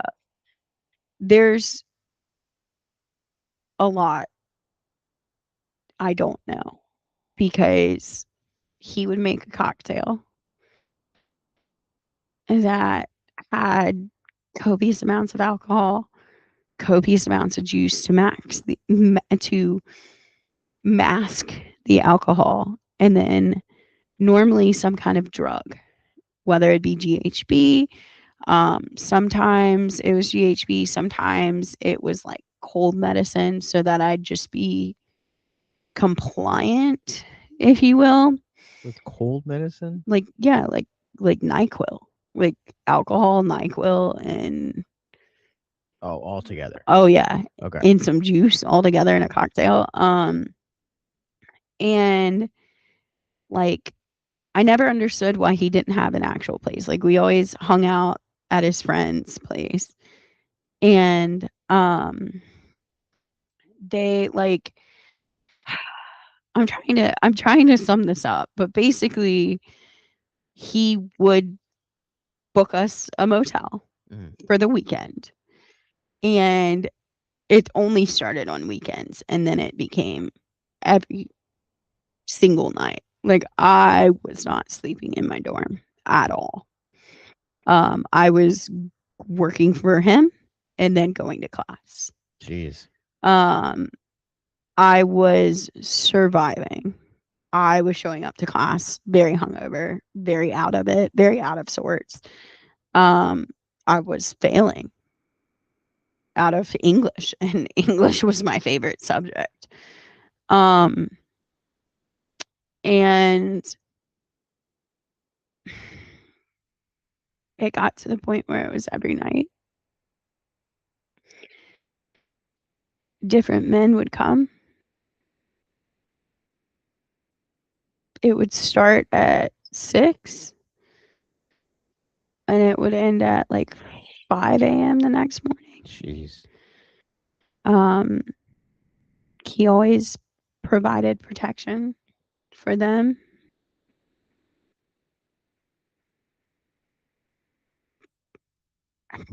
There are nights I don't remember. I think the biggest one And it makes me think about that scene with Nikki and Bear in Hmm. Obsession where real Nikki is in the bed and she goes, "She's asleep right now, Bear. Please just kill me. She's asleep." And, Bear, I think, says something along the lines, he says, "What's so awful about being with me?" And real Nikki goes, "Bear, I've never been with you." He just leaves. Yeah. But it's the fact that, like, free will Nikki is aware that she has not had sex with Bear. You see what I'm saying? Yeah. That scene in that movie it just really hit me really, really hard because I felt that. Like everyone talks about like having a sex number or an intimacy number, whatever the heck you want to call it. I don't have one because I don't know. Because you want to talk about true body autonomy and lack thereof. He, the guy I was seeing, the guy I Mm. was dating, set up a client who was a doctor who, which now that I watch too much true crime, like it really makes me like wonder if he was doing it to his patients too. But he would inject me with a tranquilizer that I have come to, now later that I'm older, knowing things. I now know it's primarily used to sedate patients who like it's the sedation that they lower when you're waking up from being intubated. Mm. So like it doesn't last 24 hours. He was very good at like making it like not the effects always felt like they lasted all day. Like I always felt sluggish and like brain Sure. foggy afterwards. But there was one time where I guess he was still experimenting with dosages and I didn't get enough. And I woke up to him inside of me. And I woke up in a position that I don't remember falling asleep in. Because that was kind of the thing. Like the injections just made me fall asleep. And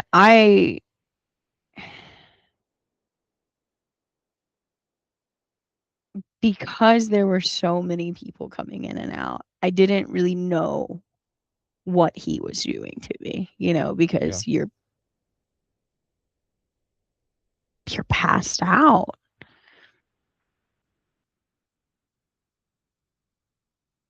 And that was kind of the moment that like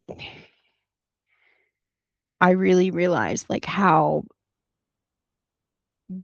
bad the situation was. Like how like my thought process was like this person loves me so much. Why are they letting this happen while I'm like being awake and aware and just walking around and shaking hands with people and being kind and nice escorting is one thing,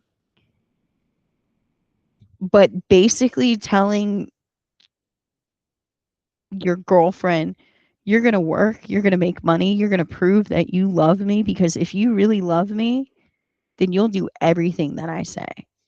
And the problem with that is the cocktails I was being given were so strong and would make me so, because again, most of them had GHB. I was like, honestly, I don't, I, I imagine you feel hungover. Like Sure. GHB for the most part, if it's not like to the pass out stage, you slur your words, you like have no balance. You can't really like you can try and move people, Mhm.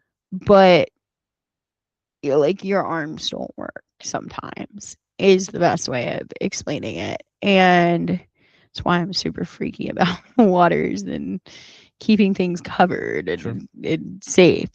Um, but like it, I remember like the first time, like my first interaction with someone. Um, I'm sorry, it's hard. Well, so while you kind of get your thoughts together, I Yeah. just kind of I want to like say something real fast. So just kind of like getting back up to like even the experience that you've talked about thus far, how Mm-hmm. it still has impacts on you. There's one distinctive like memory that like sticks in my brain is that like I remember it was within the first like 3 months we were dating, Mm-hmm.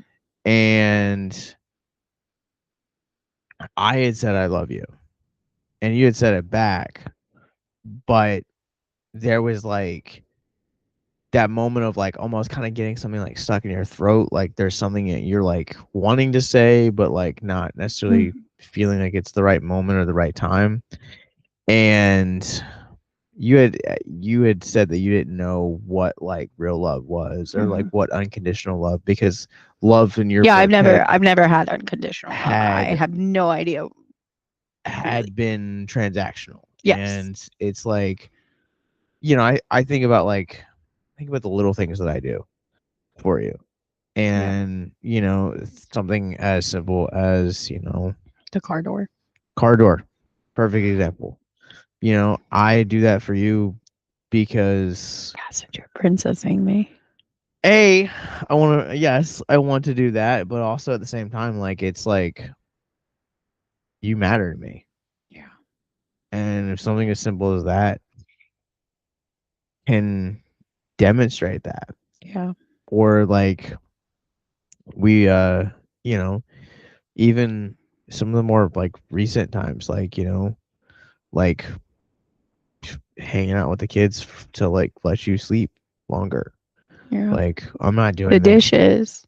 Yeah, like Vacuuming I'm the not other day. I'm not doing that to like gain something. Yeah. I'm doing that to be Yeah. like giving you something. Yeah. I feel like we do have that conversation a lot where I'm like, I don't have anything to give you. I like, how can I ever repay you? And you're like your brain, it always like I don't understand because like I see your brain like trying to process like what are you talking about? Repay me. Like it's such a foreign concept of just like like I guess not like in a family sense. Your Sure. family loves you unconditionally. So like I can't like I shouldn't say like oh I've never experienced it.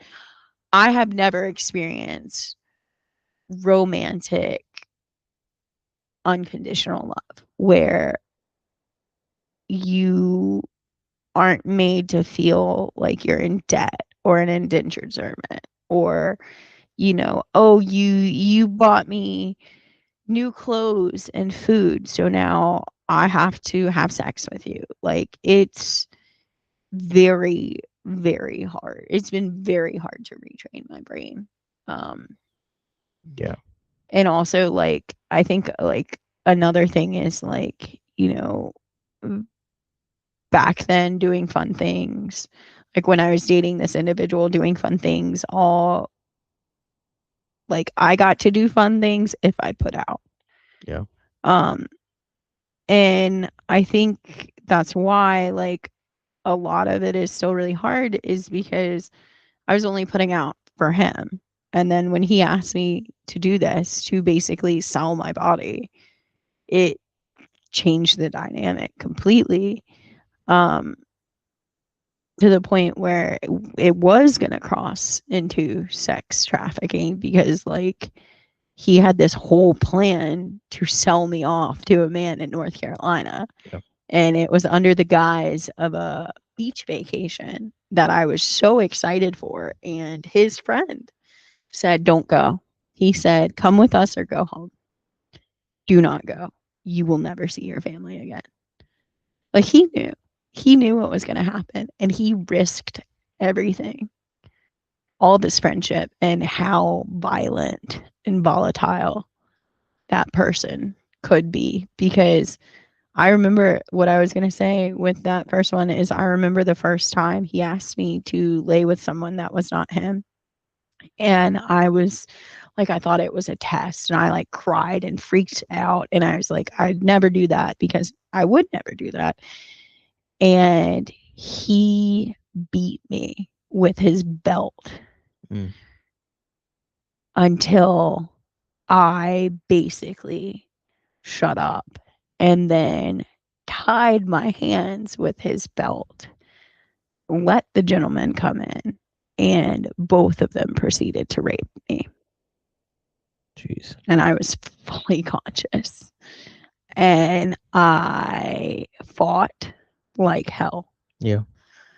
until he said, "You said you loved me. And if you're a good girl, you'll take this. Because if you want to make me happy, we need money. And this will make money." And I knew the guy, the first guy that it was. And the first guy that it was a friend that of his that we had hung out at my college with all my other friends. And it was a test. It was, he chose someone that he trusted to do that. That's I don't think that's like I think it's the common misconception when you talk about things like sex trafficking Mhm. or any type of sexual extortion, right? Yeah, this is like sex slavery. Yeah, anytime anything along those lines is that like I would say that it has like this like same relationship to suicide where it's Oh like yeah. in terms of like statistics, like people know that these things go on, but they just don't understand the gravitas and how wide it goes. Like I think statistically speaking, like the Super Bowl is like the most like trafficked day of the year. I believe it. And it's mostly because like you have like billions of people distracted Mhm. by two football teams and a slew of commercials. Yep. And I think that people are like, ah, no, sex trafficking doesn't happen in the United States. This is a third world country type of Mhm. deal. And it's like, no, dude, like this thing is a very real thing that happens, and it happens way more frequently than I think a lot of us realize it. I would say, like, I just wanted to plug a great resource. Which I was talking with Jason Gaines about this when we saw him back in April. So there's a YouTube channel and a nonprofit called Exodus Cry, and their sole mission is to basically take and rescue women and children out of trafficking. And what makes them a really unique is that they actually will do these like half hour to like 90-minute documentaries, kind of really exposing and getting in the gritty and all this stuff. And they did one on how porn in particular Mm. is like one of the one of the biggest trafficking things. And that's why we have a Mm. lot of the more recent porn laws that we have. Mhm. It's part of the reason that you can't watch porn here in Virginia. Mhm. Well, on Probably better. Pornhub, yeah. And like a few websites, but like it that's such a great resource as Exodus Cry. But it kind of really brought to my attention because like again, I knew Of it. Yeah. of it, I knew it happened, Mhm. but kind of seeing it in context where it's like, oh shit, this stuff happens like Mhm. right in our own backyard. Well, and like I said, I like word got around campus like what I was doing. And so like I was labeled as a whore, as a prostitute, but like again, I wasn't doing any of this of my own free will. Yeah. Like if I disobeyed, I got beat. And he was really good at making sure the beatings could be covered under clothing. And his clients really didn't care what I looked like, or how beaten or bloody or bruised I was underneath. He did not, they did not care. And I'm very glad I got out. I'm very glad that his friend risked everything, um, and chose kindness over loyalty. You know, I think about that every day and how lucky I am and how I could have easily not like been sold to some guy Yeah. where I probably would live locked in a basement. Um, I will say it. I lost my thought. Time also shifts perspective. And when we talk about how fast you were affected by the stalker, Hmm. it's very likewise like this is only like a 2 or 3 month Yeah, exchange. this was like over the course of like 3 months, and I like I. It's very strange to me when I think about my mental health back then because I don't think I was like aware of how bad it was. Um, I think that because I just remember praying to God every day to like kill me. I think that comes with youth though. Yeah. Like you don't really kind of like not saying that like younger kids or like young adults like don't take their mental health Yeah. seriously, but like you haven't really experienced enough life to like Correct. have that kind of Correct. affect you. Yeah. At least in most cases. I mean, the death of my grandmother was very, very hard. It Sure. was probably the first time that I like ever felt depression, but like Same. this was more. Like this was something completely different than depression. It was like turning a blind eye to his flaws, being obsessed and in love with this person, but like obsessed in like a I'll do anything for you way, Yeah. which meant giving up my free will. And I mean, to this day, I'm still not, it's still hard to talk about. Yeah. It's this, you know, there's like a lot of my family don't know even that any of this really occurred. They saw on the outskirts just a girl misbehaving. And, you know, now that I've gone through therapy and I recognize, like, oh, this is sex slavery. Oh, this was more than just that. And, you know, I come to find out that's why I don't have a sex number is your intimacy or sex number is what you consented to, not the countless of rapes that because I'm sorry, I conscious or not,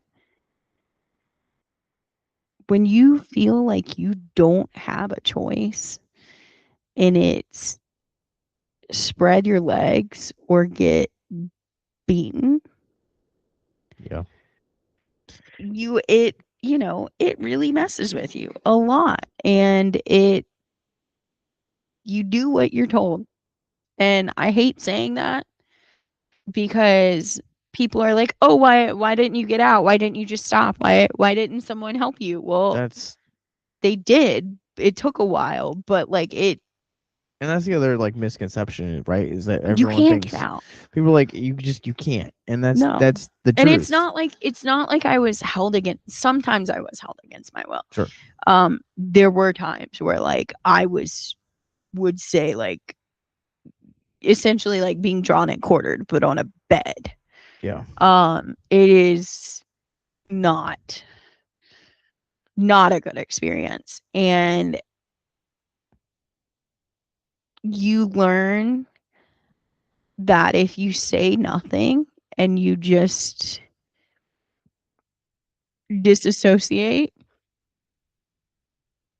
it's bearable. And I know this is horrible, horrible, horrible, horrible to say, but I'm so thankful for whatever cocktails he was giving me because Well, sure, because you you probably don't you didn't feel or go through any of the I mean, I luckily reacted enough that mostly I just passed out. sure. But no, you feel you're just paralyzed and you certain days had were quiet days and I couldn't speak. Um couldn't react, couldn't and that's kind of the thing, right? Is like your body betrays you. Hmm. It reacts to what's happening to it and not what you're feeling. And when I was awake, there were just tears. Yeah. I mean, how do you transition back into normal life after going through something like that? I didn't. My entire freshman year came crashing down. Um, it came crashing down. Um, I lost my parents took my car away Ooh, because I was skipping class. I was not doing what I yeah. was supposed to be doing. I wasn't necessarily lying, but I was definitely omitting the truth, which in my household was just as bad as lying. Hmm. So you were leaving out key details. I put my I feel like I put my mom through a lot of stress and a lot of um, suffering, and they didn't even understand what was going on. I didn't even really understand what was going on at the time. Um, so I got my car taken away, so that helped.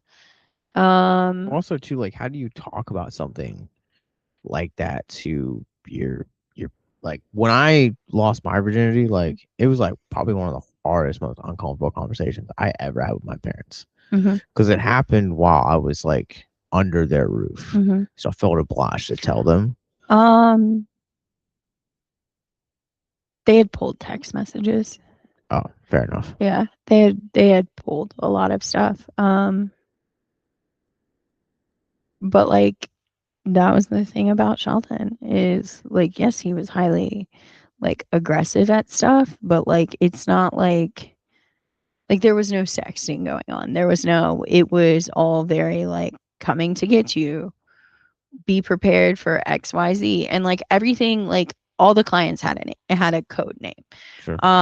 And like it just it and like at the same time like I didn't tell my parents. I didn't tell my parents what he was having me do. I was so ashamed.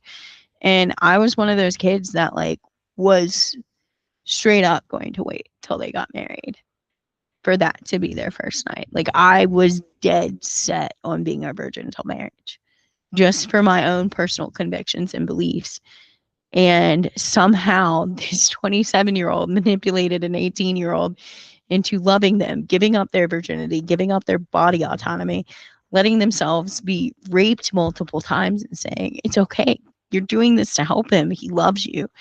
And then, you know, coming out of it, having to go back to school, having to go back to class, having half the world hate you because it's a tiny college Oh, and it's everybody very tiny. knows everyone's shit. I mean, it's also a small town too, so I had one really, really, really good friend uh, who helped me through everything all through college till she graduated, and she was older than me, but she kind of I didn't talk about it. She just knew there were problems. mhm. And even then I like talking to like again, my parents just pulled things, so they knew things. I got in so much trouble. Like that whole year is a blur. From when all of that ended, the rest of it is just like it feels like a blank Yeah. canvas. I think I had a youth pastor when I was growing up that used to say, dating in high school is pointless because all you do is you waste your money and your time. And I think I'm grateful to have dated in high school and have had my first like real love in high school Sure. because like I feel like when you have it in high school, like You know what to expect. you know what to Gotcha. expect and like you kind of don't have these like extremes like what we're talking about Yeah. here. Sure. Whereas like, you kind of have this like shape of love where like, I kind of had a better understanding of what love, like romantic love was Sure. because of my mom and because of the church. Um, and there was, and so I think not only are you kind of in this like vulnerable state, but Mhm. also at the same time, like this is like your first like real love. Like this is your kind of I introduction, it mean, I sounds thought like. so. Yeah, I Yeah. definitely I yeah. So like your introductory, like I can't imagine like that and that again, Oh yeah, no. It took me that feels like normal. yeah, it took me until I got married Mm. or until I got engaged to my previous partner that no, it is not a normal thing to um hit women. Like I remember that being one very very weird conversation. We had gotten into some argument and I was like and instead of like him talking to me or wanting to work it out, he just was silent. And I was like, "Why can't you just fucking hit me? Why can't you be a man and hit me? Isn't that what men do? Like, would just fucking hit me and I'll get over it and learn my lesson." And he was like so taken aback by that. Which is interesting. Yeah, But that's never like happening in our relationship. So yeah, it will but I've definitely said things where you're just like, yeah, taken "Come back by again?" yeah, because like it's like I can see those like lasting things of these Mhm. like these two experiences we've talked about the last Mhm. few Well, hours. and there's been plenty more experiences, Yeah, but like these were definitely the two big ones that were triggered but by the like movie. this is like and like these things are like scars. They leave a mark on Mhm. not only who you are, but how you perceive yourself, your mental health, your self worth, your self esteem. Mhm. No, Um, it messes with every aspect of you, and I think a lot of people just think about, like the like mental health aspect of it, but don't actually look at like all of it. and you're like almost like 15 years removed from like this original thing. No, I guess I was like doing math and the math was I'm bad at math, but yes, it would be almost 15 years now. So it's been almost 15 years since Mhm. like a lot of this since these events Yes. took place, Yes. and like you still see that like there are some things that like there are still moments where it's like we end up talking about it. We end up like having like really heavy emotional talks Mhm. very similar to this.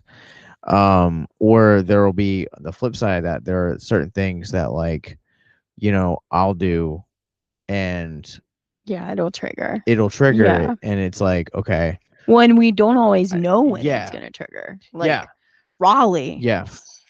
Raleigh was a big learning curve for us, and again, like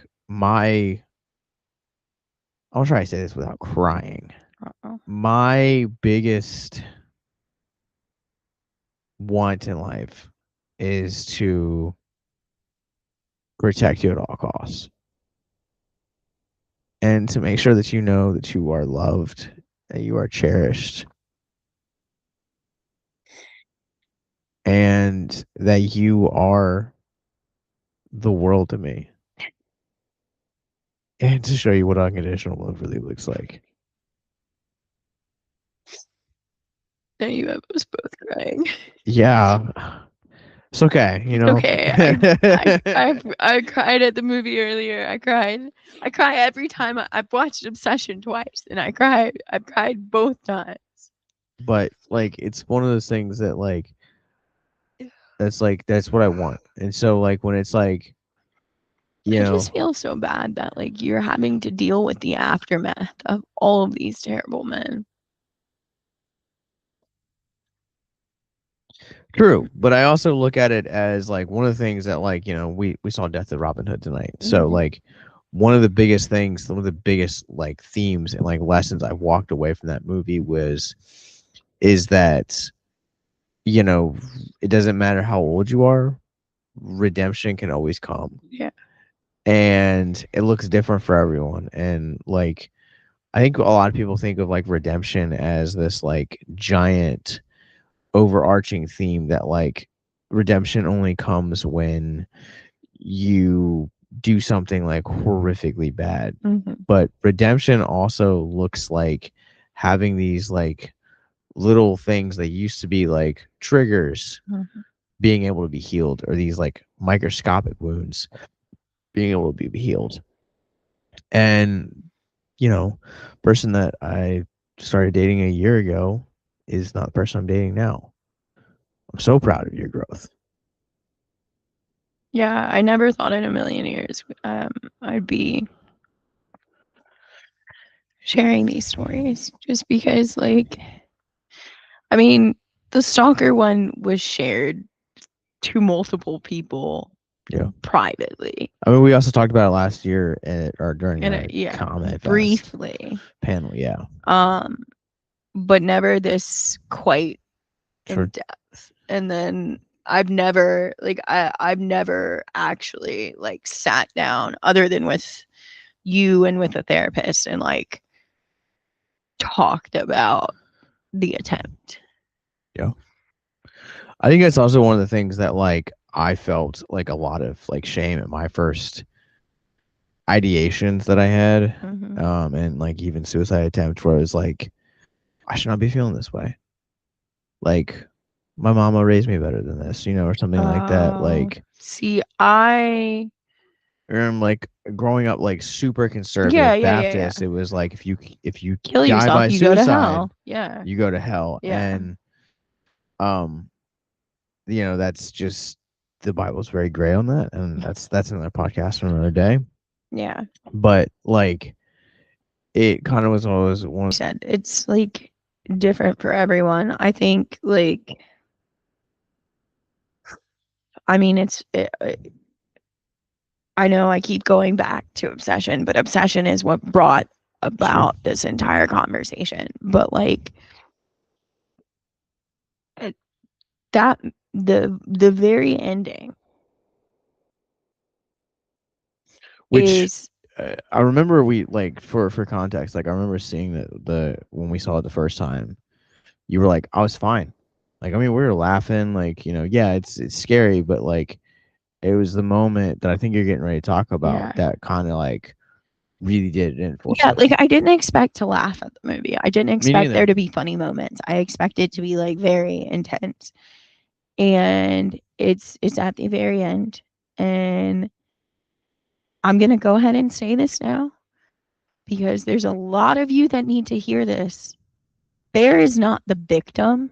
Oh no. He's the fucking villain. Oh, 100%. Okay? And this is why I beat myself up.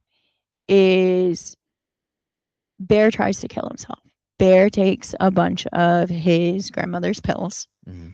And I guess I shouldn't say he tries to kill himself. He succeeds in killing himself, sort of. So It's complicated. yeah, so he takes the pills, and then like he hears the one Nikki break the Nikki breaks the one one wish wish willow. whistle. Yeah. Oh, one wish willow. And like then he tries to throw it up to And kind of it have yeah, this and it moment. immediately goes into infatuation with Nikki. Yeah. And he starts frothing at the mouth and she's like, Bear, what have you done? What have you done? What have you done? And like I just like the the hard part for me was like Bear actually doing that Yeah. is because I was like, oh my gosh, this was me like almost a year ago. And that's the thing is we're talking about it now and like I'm better about it, Yeah. but we're coming up on a year anniversary since my attempt. It's not even, yeah, it's not even that. It's like, we had talked about doing this podcast for, We have, it's been like 4 or 5 weeks. yeah. And I mean, granted, like we've been busy with family stuff, but Yeah, like, but like I also have not been pushing yeah, for this it's, because we knew it was going to be difficult yeah, conversations. And I knew when Bear ODs, I was like, I have to talk about it. I have to talk about ODing and what that feels like because everybody else, that's why I was so grateful watching it the second time because I caught so many more things that I yeah, didn't catch, especially like with Nikki and with Bear. Like we talked about this. I missed the One Wish Willow in the first time we watched it. I missed the fact that Nikki broke it yeah, and like that they were in love because my brain when Bear started to try and throw up, my eyes were closed and I was reliving my OD. And then I would open them and I would see Bear acting sluggish or acting weird. And I didn't realize in my brain Nikki had activated that One Wish Willow until we saw it again. And I after I said, I didn't know she used the One Wish Willow on him. mhm. And you were like, yeah, that's like a huge part of the end. Like, and like my brain couldn't understand because the way the One Wish Willow worked, right, is you can get rid of your wish by killing yourself. That's literally what they say on the hotline. yeah. They You have say to, you have until to you, die. yeah, until you are no longer living, Yeah, basically. And so my thought was Bear OD. So of course Nikki, that's why Nikki's out of the spell, you know? Um and like my other thought processes like just like with that context now that entire movie is different for me. yeah. Just that small little context of this whole other non-free will Nikki persona taking over fully. Yeah. And I didn't relive the OD this second time around, but I left more angry, I guess, than the first time. And that was the like, and remember, I remember being so excited because like it was the first movie I was seeing like in theater multiple times. And like I remember I texted Val and told her I was going to see it again. I was giving it another chance. And I was like, and I remember texting her after, and I was just like, I can't give it more than a 3.5. I know everyone loves it. I know everyone's obsessed with this movie. But I am so fucking triggered. I can't. And I really like Curry Barker. Like everything this movie stands for. It is fantastic. He did an amazing job. I'm even happy with the level of blood in it, minus the Sarah scene, which is still hard to watch, but I think that's Well, hard for anyone to it's watch. cut down. I There's an watched NC-17 version that Yeah, I exists know. out there. I watched one. I watched the behind the scenes with some of the cast with Mhm. Indy like doing it and like how they did it and stuff like that. And like I think it's not hard watching it. I think it's hard hearing it. Oh, And it's way it's more guttural from what I think Megan Lawless is the actress that plays her. She did like a radio station interview and she was talking about like, yeah, they like made it like way more gnarly. Apparently it went on for like 6 or 7 minutes.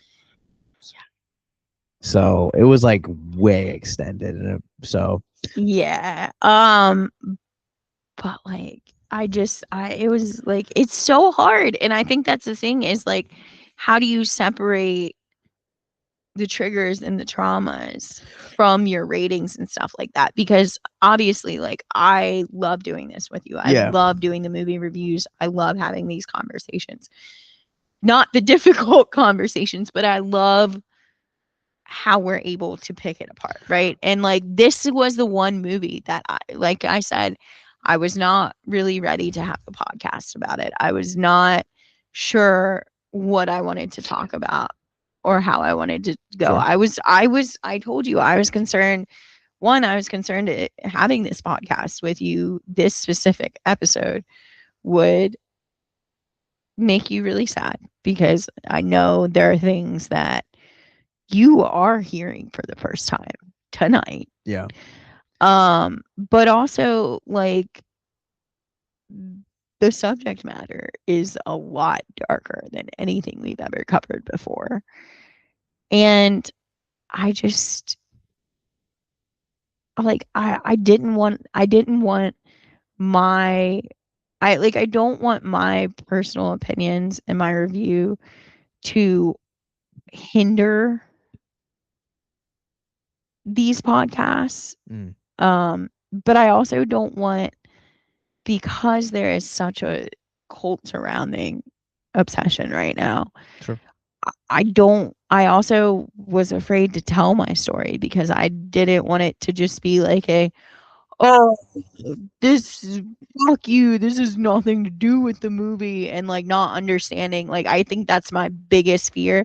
But like, how do I, you know, I guess that's my question for you, is like, because you've been doing this, is like, Mm. as a moderator, how do you, what are things as a guest that can be done to either, like,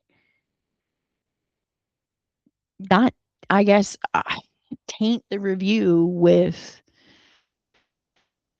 So traumas from my past? the thing that people need to realize and understand is that movies, at the end of the day, whether you look at them as entertainment Mm-hmm. or you look at them something that you want to like divulge into, like Yeah. Backrooms is a great example. Like Backrooms is like a movie that like demands to be studied because there's so much freaking detail in it.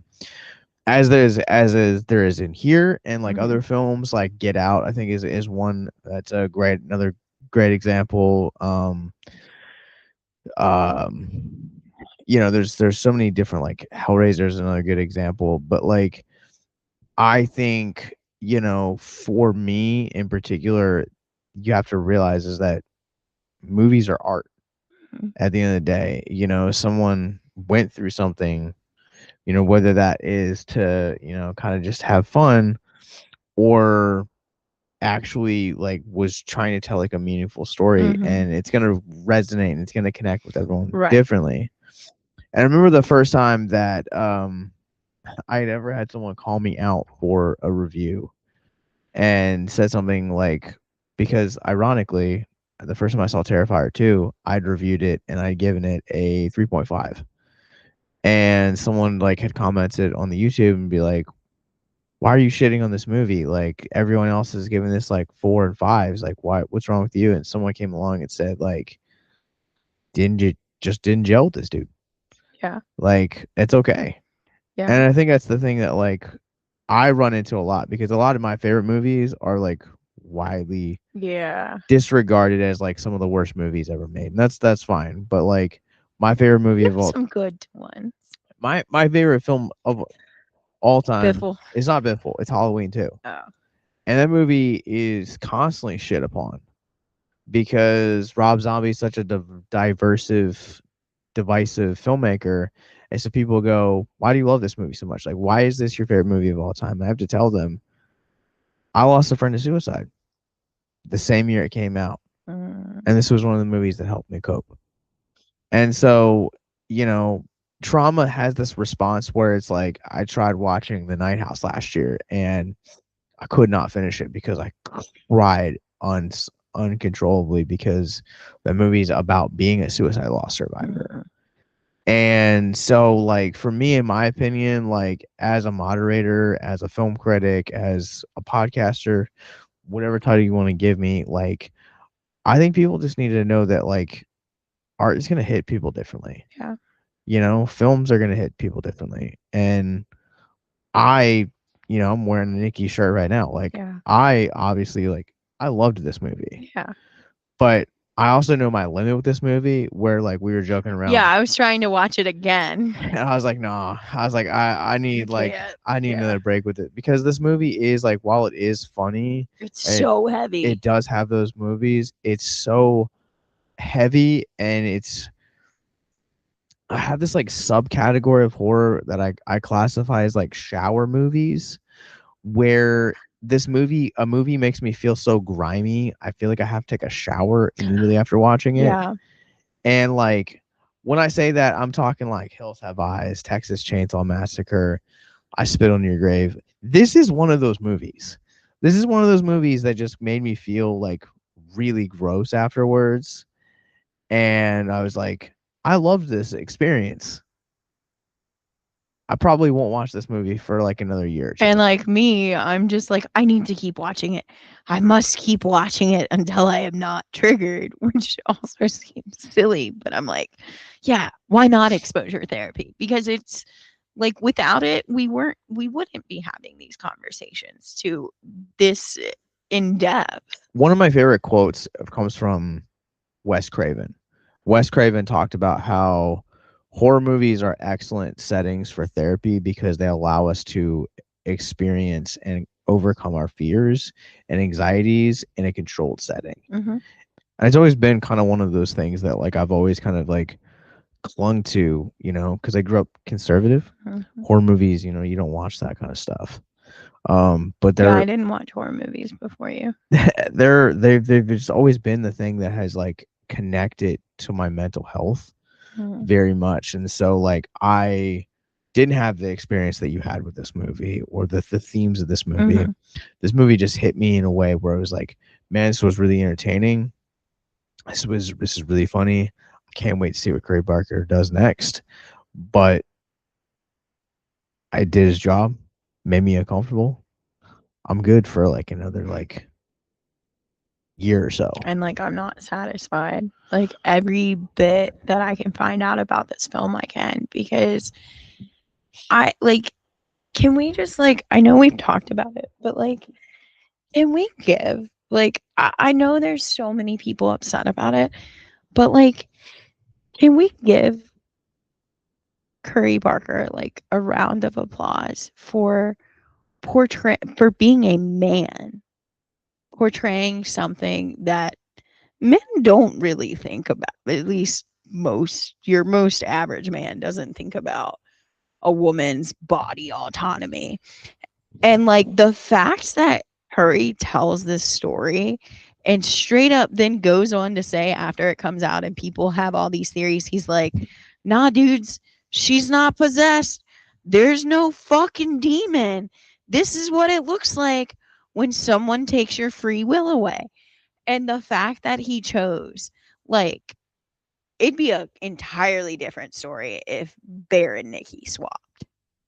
Yeah, so like obviously this movie kind of like was the little engine that could. Like it was made It's for amazing. Like, $750,000. yeah, It's now gross like more than I think last numbers was like like as this 240 podcast million in was. like The, yeah. I saw 300 million, Okay.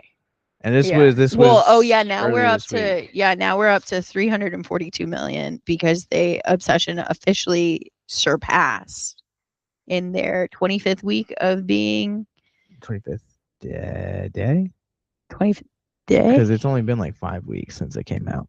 25th day. Whatever. It beat out Avengers Endgame. They made Which 242 in the same amount of time. yeah, which is crazy to think about because And that like was huge. it is this movie that everyone's kind of so obviously there's a lot of press that's being done. Curry's doing a lot of interviews right now. And one of those interviews, um, one of the producers, I guess, had like come up to him and said, we want you to rework this so like Yeah. So Nikki is and the is the villain. villain. Yeah, and he was like absolutely not. And the issue with that is that, I think about Me Too. Yeah. And you have names like Diddy, Harvey Keitel. Harvey Weinstein. I mean that list goes on The and on. Jeffrey Epstein shit. Jeffrey Epstein. So you have a lot of, but like, are these men of power that are Yeah. using that power specifically to take away the body autonomy Oh of yeah. women? Oh And yeah. they're not doing it, and like, but it's really rare that you hear that story reversed, and so it feels more authentic to have it done from Bear doing it to Nikki. Mm-hmm. Oh, 100%. So the last thing I want to talk about in this episode, we talked about heavy stuff, Oh yeah. but I think one of the things that I didn't realize I needed in a relationship until we were together is this like healthy level of obsession. Like I think we talk about obsession is like, and you see it here as like it's a really bad thing. Mm-hmm. But I think they're like, I think one of the keys to a good lasting Well, relationship. it's like an obsessive support. I Yeah. would say is that way of healthily. Yeah, so it's like it is this idea of it. Yes, it is being healthy, and like yes, like I remember the first time I was like, I think I'm kind of obsessed with this woman, and Yeah, you told me that too, and I was like, and someone was just like the person I told that to was just kind of like, what do you mean obsessed? And I was like I think about her all the time. Like I want to talk to her all the time. Like I want to be in her presence. Like I even like I said, I think I asked you this the other night. It's like, is it bad that like whatever we do, I just feel like I constantly have to be like have a hand on have a you. hand on Yeah. you. Like But it's also like, and the way you explained it also was, it was like both to give me comfort, but also like protection. yeah, Yeah. yeah. Because I like saw someone like speak the other day The booth thing. about like the booth that like when you go to a booth, like all men want to sit next to their women. And growing up, that was like never a thing. It was not like a thing that I did until you. And this guy basically kind of talked about how like guy always likes to be on the outside so that he can be next to his woman, but also protect her at the same time. And I was like, I've just done that like subconsciously this entire time, Mm. but like, you know, that's kind of one of those things that I think comes with that kind of like healthy balance of like obsession. Like, Mhm. yeah, like yes, like we, Well, like I'm obsessed with your brain and your creative yeah. genius. Like that. Wait till we paint tomorrow. Yeah, you see. But like even like just some of the like ideas you come up with for victims and villains. Like I just for the nonprofit, like some of the things you're doing and like some of the things that have yet to come out, some of Or the be things you're announced. working on. Yeah. Yeah, I'm just like I'm in awe, but I also like I'm not going to just stand back and like let you do it alone. I'm so obsessed and committed to unlocking your full potential, the potential that Right. I see. That's kind of that's how I when I say, "Oh, I'm obsessed with you," it's that I'm obsessed in the aspect of I want to ingrain myself in every aspect. Whether I like it or not, I am coming around to metal. Which is one of the things that I was playing our boys locator today.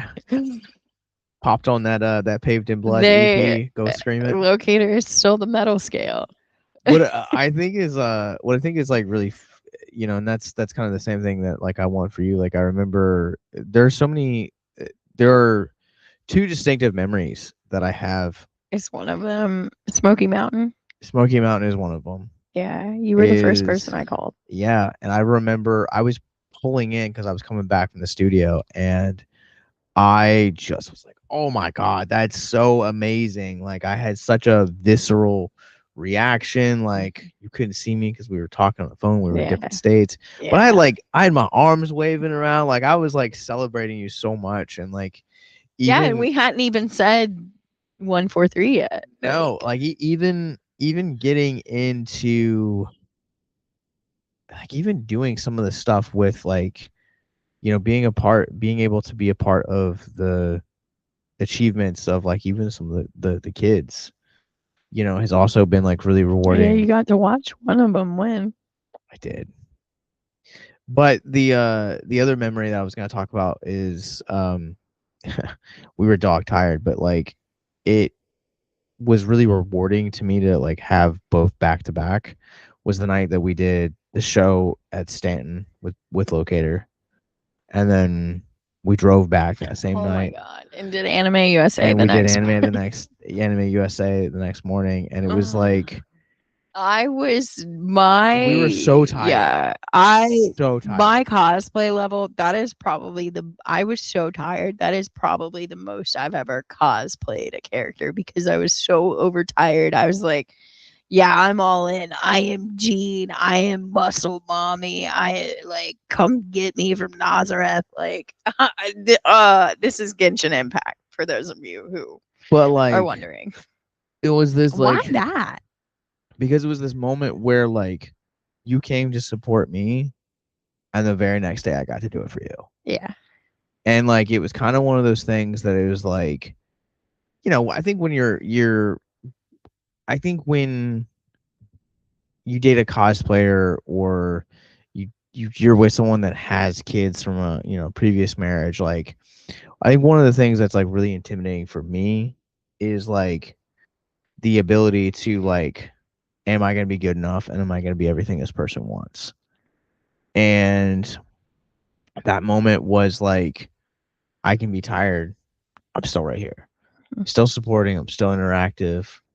And It's yeah, because you're being, we say it a lot, intentional. yeah, and That makes all the difference. There's support and then there's intentional support. yeah, growing up, my dad used to tell me it's always about the heart that you have when you do that kind of stuff. So like, if I would go out and like, clean the dog shit up Mhm. when I was asked to do it, and if I complained about it, my dad would be like, your heart wasn't in it. Like you didn't do it for the right reasons. But like, being or taking the initiative to do something without being told, or, Mhm. being like, absolutely, you know, Maybe it falls under that unconditional thing you keep talking about. and like I think it does. Like I think it does. And so like I look for these like little things where it's like, you know, how can I show you that I love you? You know? And I don't ever want to do anything with the intention of like it being like from this like, I did this for you. Mhm. Can you do this for me? Yeah. Because like if I'm like, hey, I'm never gonna be like, if I ever need something, I'm just gonna roll over and say, hey, m- my shoulder hurts. Can you Mhm. rub it out for two Yeah. minutes? Like Yeah. I don't want anything in return. Yeah. If I want something, I'll just ask for it. Yeah. I think that is something we're still working on is like I'm always like, okay, but what is it gonna cost me? Yeah, And and I know sometimes that's like so disheartening for you to hear, but it's my brain doesn't know any different. It's, oh, you've done this really nice thing for me. How much of my soul do I have to sell? Like yeah. it's that kind of that's how my brain processes it. I think we even had like a moment like that tonight where it was like you had like processed wanting something or like expecting me to want something. I was like, baby, that's not even on my radar. Yeah. Yeah. I know what you're talking about. And I think for me, it's just hard because, like, when patterns are established, I then, like, when anything changes out of the ordinary or you go the extra mile, I like panic and I'm like, oh my gosh, like, what do I owe now? Like, how will I repay this? And like, it's getting better. Yeah. It is. But like, I still like, Also, it depends on like the mindset that you're in or the like where your head is in that particular moment. Like I remember last night, like even just like helping out, like you were like, I'm so sorry, like that you feel like you have to do this. And it's like, yeah, I do this because I love you. And Yeah, I said, "I'm so sorry. I didn't get a chance to pick up. We went straight from this to the kid activity, and I said, "I'm really embarrassed. I'm sorry I left it in this state." And you're like, "Baby, I'm cleaning up to make this easier on you. Like, I'm Yeah. not." And then I think I said like, "Oh, I promise, blah blah blah." And you're like, "No. Like, I'm doing you focus on getting kids to bed. Like, I'm going to take care of this." But it was very like it was like very reassuring, but I also remember just being like, okay, like, like still kind of nervous about things, like being, I guess, being, because again, like I didn't have a whole lot of body autonomy, and like not that you would ever require that or do that, Mhm. but like I think there's a part of me that's like, okay, what do I have to do? Like, what's my next task? How do I repay you for cleaning? You know what? When anytime you start asking me that, I'm just be like, give me a high five. Like, or something goofy like that. I think it's gonna do it for us on this episode. This is a It was a hard one. bit of a heavier episode. Yeah. I do promise I'm like putting the finishing touches on the RavenCon episode. So the RavenCon episode will be out in a couple weeks after this one. We didn't necessarily do a lot, but we created a lot of content with it. So not only do you have an episode, but there are a couple of bonus things that we have coming out extra. So, uh, but we talked about doing this one first, and I think that a lot more of these conversations are important to kind of get out earlier Yeah. than RavenCon was. Well, that being said, I asked specifically to do this, but one of the things we are asking to our listeners, to our followers, to anyone who wants to share their story.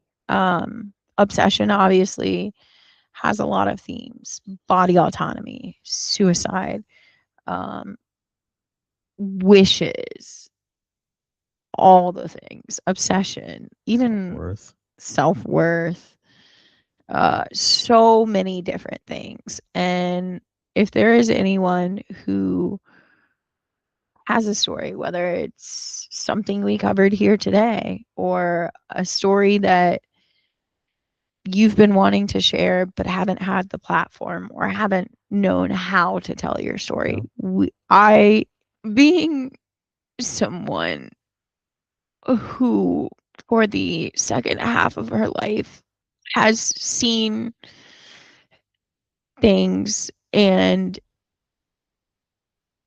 fallen victim to things that no woman should ever have to go through or bear, it's extremely important for voices to be heard. Um,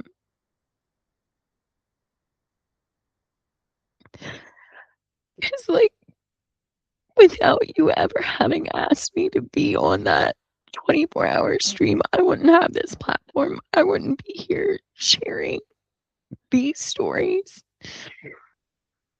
And I know it's scary. And I know for some it's going to be really, really, really, really hard. But I think it's important for those stories to get shared and to get out there so that, you know, people know they're not the only one. By sharing these stories, I hope it makes someone feel less alone. And by sharing these stories, it also really tells people, hey, this is not something just happening across the world. It's happening in your own backyard. Yeah.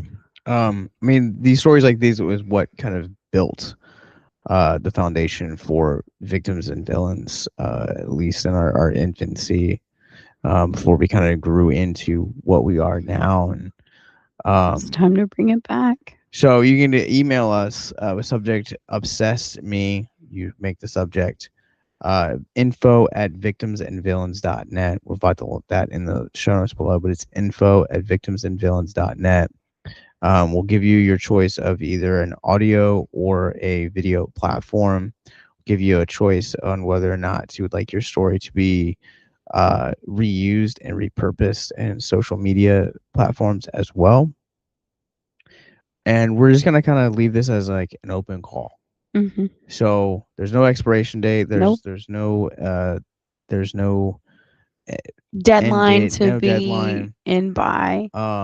Basically, what we'll do is kind of what we'll kind of start the conversation off of uh timing wise, Mm-hmm. when it would be good enough for you, whether you would prefer it to just be Ashley, whether you prefer it to be both of us, or just be myself. Or even if you would prefer to submit just Yeah, your story solo. yeah, that is another option as well, is to just do it. I mean, it's what we used to do as well. So, um, but again, it's info at victimsandvillains.net. We're gonna put this out there. So whether you're watching this 2 days after this movie has hit VOD or 5 years after this movie has come out, this is just kind of an open invitation to just kind of keep the conversation rolling. We want to hear your stories. With that said, that is going to do it for us on this mega size episode of the Bigger Boat podcast. Where can people find you online? Letterbox, Smash B, Cause. Cod, TikTok, Facebook, Instagram, Smash B Cosplay. Yeah, I am also on Letterboxd as my primary source of uh social media. But it's Captain Nostalgia. I'm also on Instagram at Captain and Villains. I rarely ever post there. If I ever post there on my feed, it is something that I am collaborating myself with as the social media handle for victims. But you guys can also follow parent company Victims and Villains. We're on Facebook, Instagram, YouTube, and wherever you guys get your podcasts from. So until next time, what is it we say, my love? For life's big events, big emotions, and even bigger feelings, you're going to need a bigger boat. Till next time.